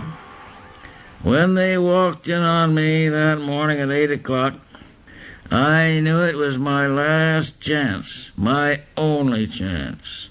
But they didn't know. How could they? Just a routine pickup. But not quite routine. Hauser'd been eating breakfast when the lieutenant called. "I want you and your partner to pick up a man named Lee. William Lee, on your way downtown. He's in the Hotel Lamprey, 103rd, just off Broadway." "Yeah, I know where it is. I remember him, too." "Good. Room 606. Just pick him up. Don't take time to shake the place down. Except bring in all books, letters, manuscripts, anything printed, typed, or written. Catch? Catch? But what's the angle? Books? Just do it." The lieutenant hung up. Hauser and O'Brien. They had been on the city narcotic squad for 20 years. Old-timers like me. I'd been on the junk for 16 years. They weren't bad as laws go. At least O'Brien wasn't. O'Brien was a con man and Hauser the tough guy. A vaudeville team. Hauser had a way of hitting you before he said anything, just to break the ice. Then O'Brien gives you an old gold. Just like a cop to smoke old gold somehow. And starts putting down a cop con that was really bottled in bond. Not a bad guy, and I didn't want to do it, but it was my only chance. I was just tying up for my morning shot when they walked in with a pass key. It was a special kind you can use even when the door is locked from the inside with a key in the lock. On the table in front of me was a packet of junk, spike, syringe, alcohol, cotton, and a glass of water. "Well, well," says O'Brien. "Long time no see, eh?" "Put on your coat, Lee," says Hauser. He had his gun out. He always has it out when he makes the pinch for the psychological effect, and to forestall a rush for toilet, sink, or window. "Can I take a bang first, boys?" I asked. "There's plenty here for evidence." I was wondering how I could get to my suitcase if they said no. The case wasn't locked, but Hauser had the gun in his hand. "He wants a shot," said Hauser. "Now you know we can't do that, Bill," said O'Brien in his sweet, calm voice, dragging out the name with an oily, insinuating familiarity, brutal and obscene. He meant, of course, "What can you do for us, Bill?" He looked at me and smiled. The smile stayed there too long, hideous and naked, the smile of an old painted pervert, gathering all the negative evil of O'Brien's ambiguous function. "Well, I could set up Marty Steele for you," I said. I knew they wanted Marty bad. He'd been pushing for 5 years, and they couldn't hang one on him. Marty was an old-timer and very careful about who he served. He had to know a man and know him well before he would pick up his money. Now, no one can say they ever did time because of me. My rep is perfect. But still, Marty wouldn't serve me because he didn't know me long enough. That's how skeptical Marty was. "Marty," said O'Brien, "can you score from him?" "Sure I can." They were suspicious. A man can't be a cop all his life without developing a special set of intuitions. "Okay," said Hauser finally, "but you'd better deliver, Lee." "I'll deliver all right. Believe me, I appreciate this." I tied up for a shot, my hands trembling with eagerness, an art-type dope fiend. "Just an old junkie, boys, a harmless old shaking wreck of a junkie." That's the way I put it down. As I had hoped, Hauser looked away when I started probing for a vein. It's a wildly unpretty spectacle. O'Brien was sitting on the arm of a chair, smoking an old gold, looking out the window with that dreamy what I'll do when I get my pension look. I hit a vein right away. A column of blood shot up into the syringe, for an instant sharp and solid as a red cord.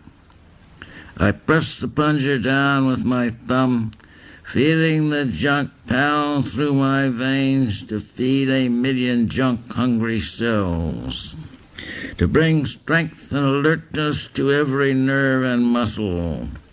They were not watching me. I filled the syringe with alcohol. Hauser was juggling his snub-nosed detective special, a Colt, and looking around the room. He could smell danger like an animal. With his left hand, he pushed the closet door open and glanced inside. My stomach contracted. I thought, if he looks in the suitcase now, I'm done. Hauser turned to me abruptly. "You through yet?" he snarled. "You better not try to shit us on Marty." The words came out so ugly he surprised and shocked himself. I picked up the syringe full of alcohol, twisting the needle to make sure it was tight. "Just 2 seconds," I said. I squirted a thin jet of alcohol, whipping it across his eyes with a sideways shake of the syringe. He let out a bellow of pain. I could see him pawing at his eyes with his left hand, like he was tearing off an invisible bandage.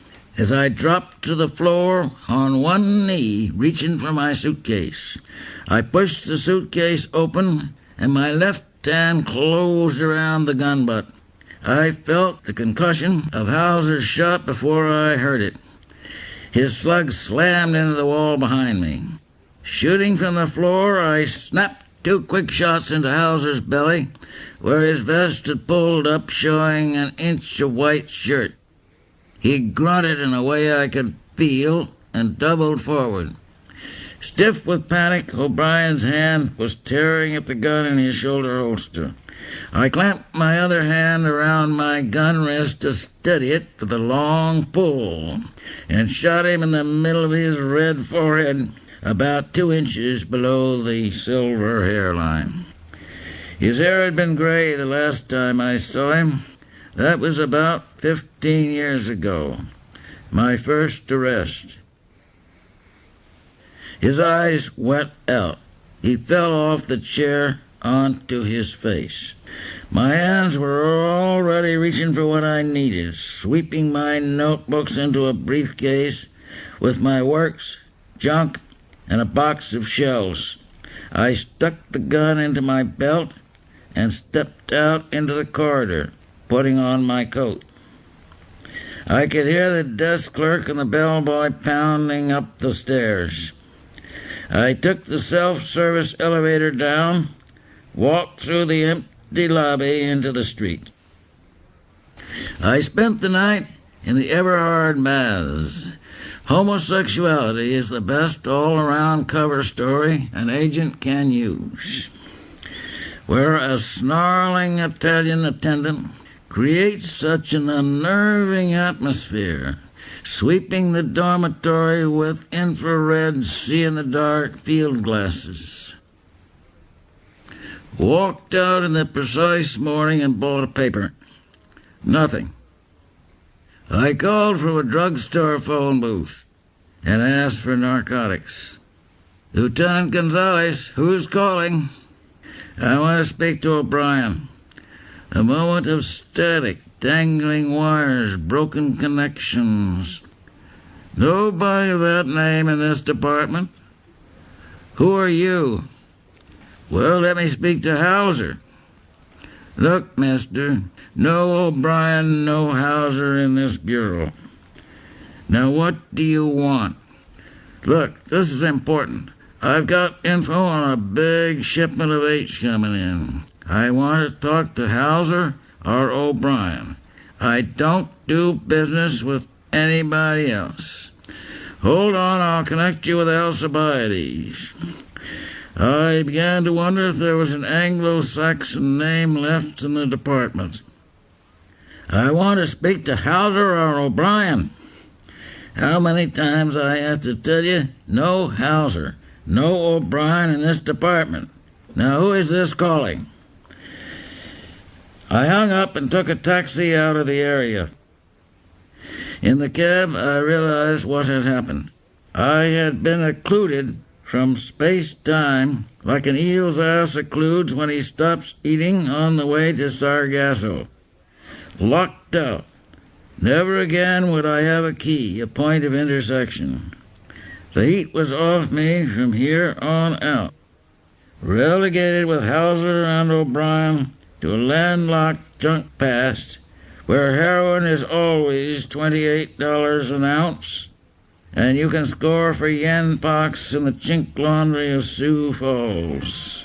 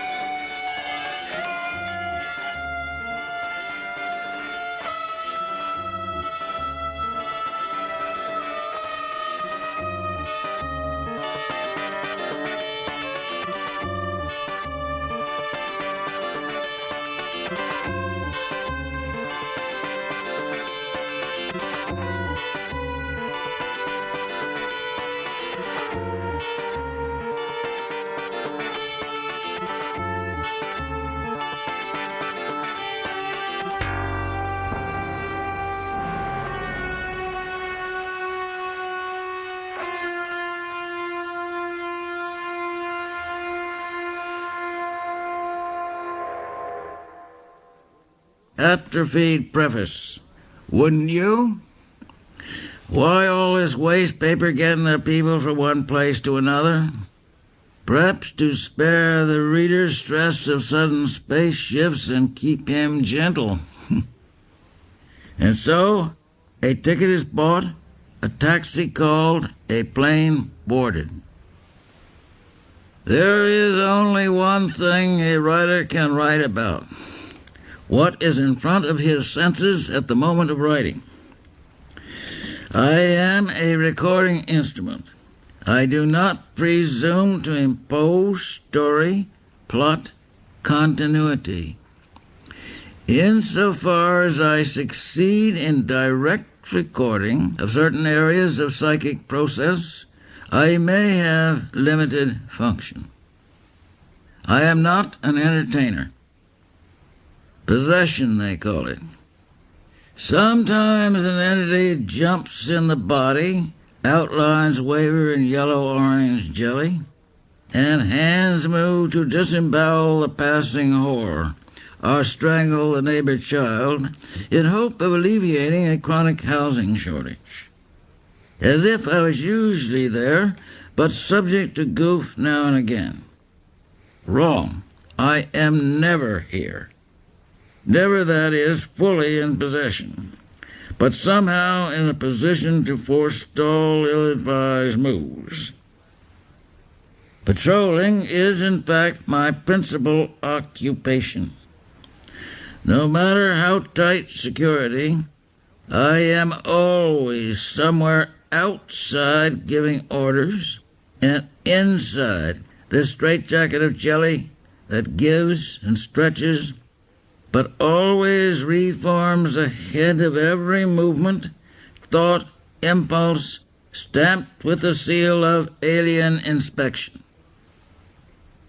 Writers talk about the sweet, sick smell of death, whereas any junkie can tell you that death has no smell. At the same time, a smell that shuts off breath and stops blood. Colorless, no smell of death. No one can breathe and smell it through pink convolutions and black blood filters of flesh. The death smell is unmistakably a smell and complete absence of smell. Smell absence hits the nose first, because all organic life has smell. Stopping of smell is felt like darkness to the eyes, silence to the ears, stress and weightlessness to the balance and location sense. You always smell it and give it out for others to smell during junk withdrawal. A kicking junkie can make a whole apartment unlivable with his death smell. But a good airing will stink the place up again, so a body can breathe. You also smell it during one of those oil burner habits that suddenly starts jumping geometric, like a topping forest fire. Cure is always, let go, jump. Naked Lunch is a blueprint, a how-to book. Black insect lusts open into vast other planet landscapes. Abstract concepts bare as algebra narrow down to a black turd or a pair of aging cojones. How to extend levels of experience? By opening the door at the end of a long hall. Doors that only open in silence. Naked Lunch demands silence from the reader. Otherwise, he is taking his own pulse. Robert Christie knew the answering service. Kill the old cunts, keep pubic hairs in his locket. Wouldn't you? Robert Christie, mass strangler of women. Sounds like a daisy chain, hanged in 1953. Jack the Ripper, literal swordsman of the 1890s, and never caught with his pants down, wrote a letter to the press. Next time I'll send along an ear just for jolly. Wouldn't you? I, William Seward, captain of this lushed-up, hash-head subway, will quell the Loch Ness Monster with Rotanon and Cowboy the White Whale. I will reduce Satan to automatic obedience and sublimate subsidiary fiends. I will banish the kangaroo from your swimming pools. I will issue a bull on immaculate birth control. Young Dillinger walked straight out of the house and never looked back.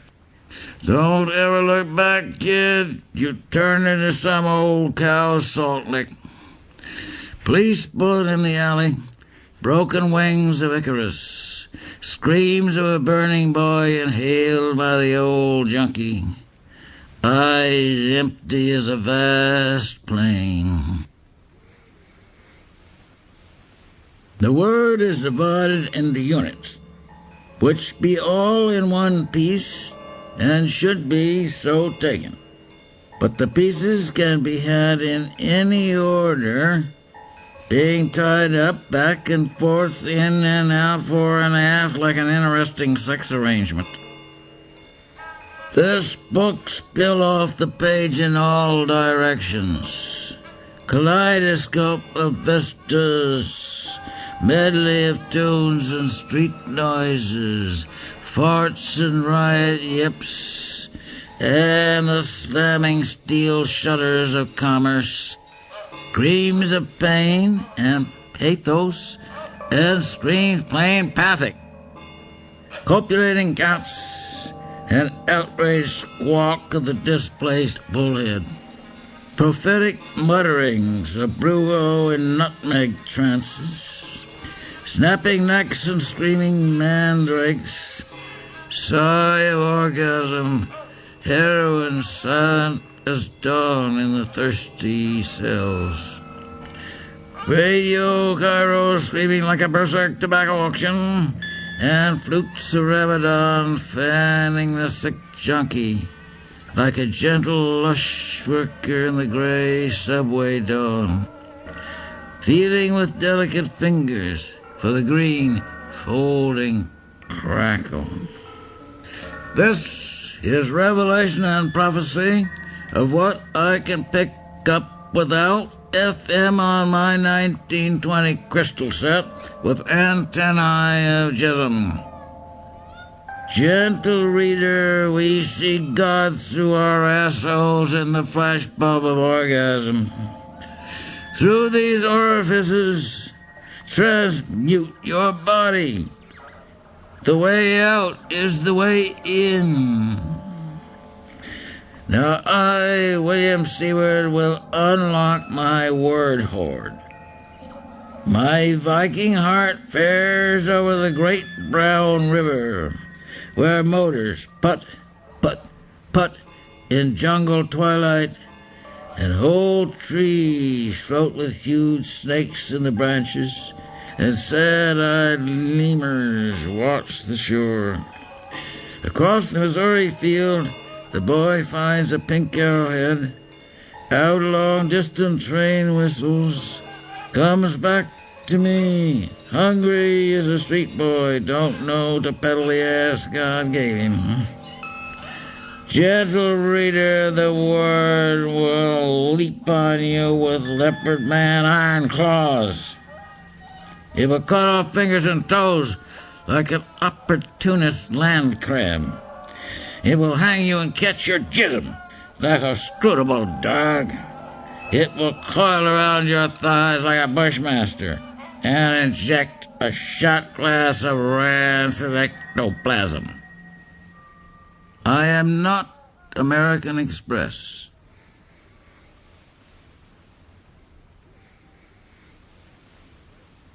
Quick!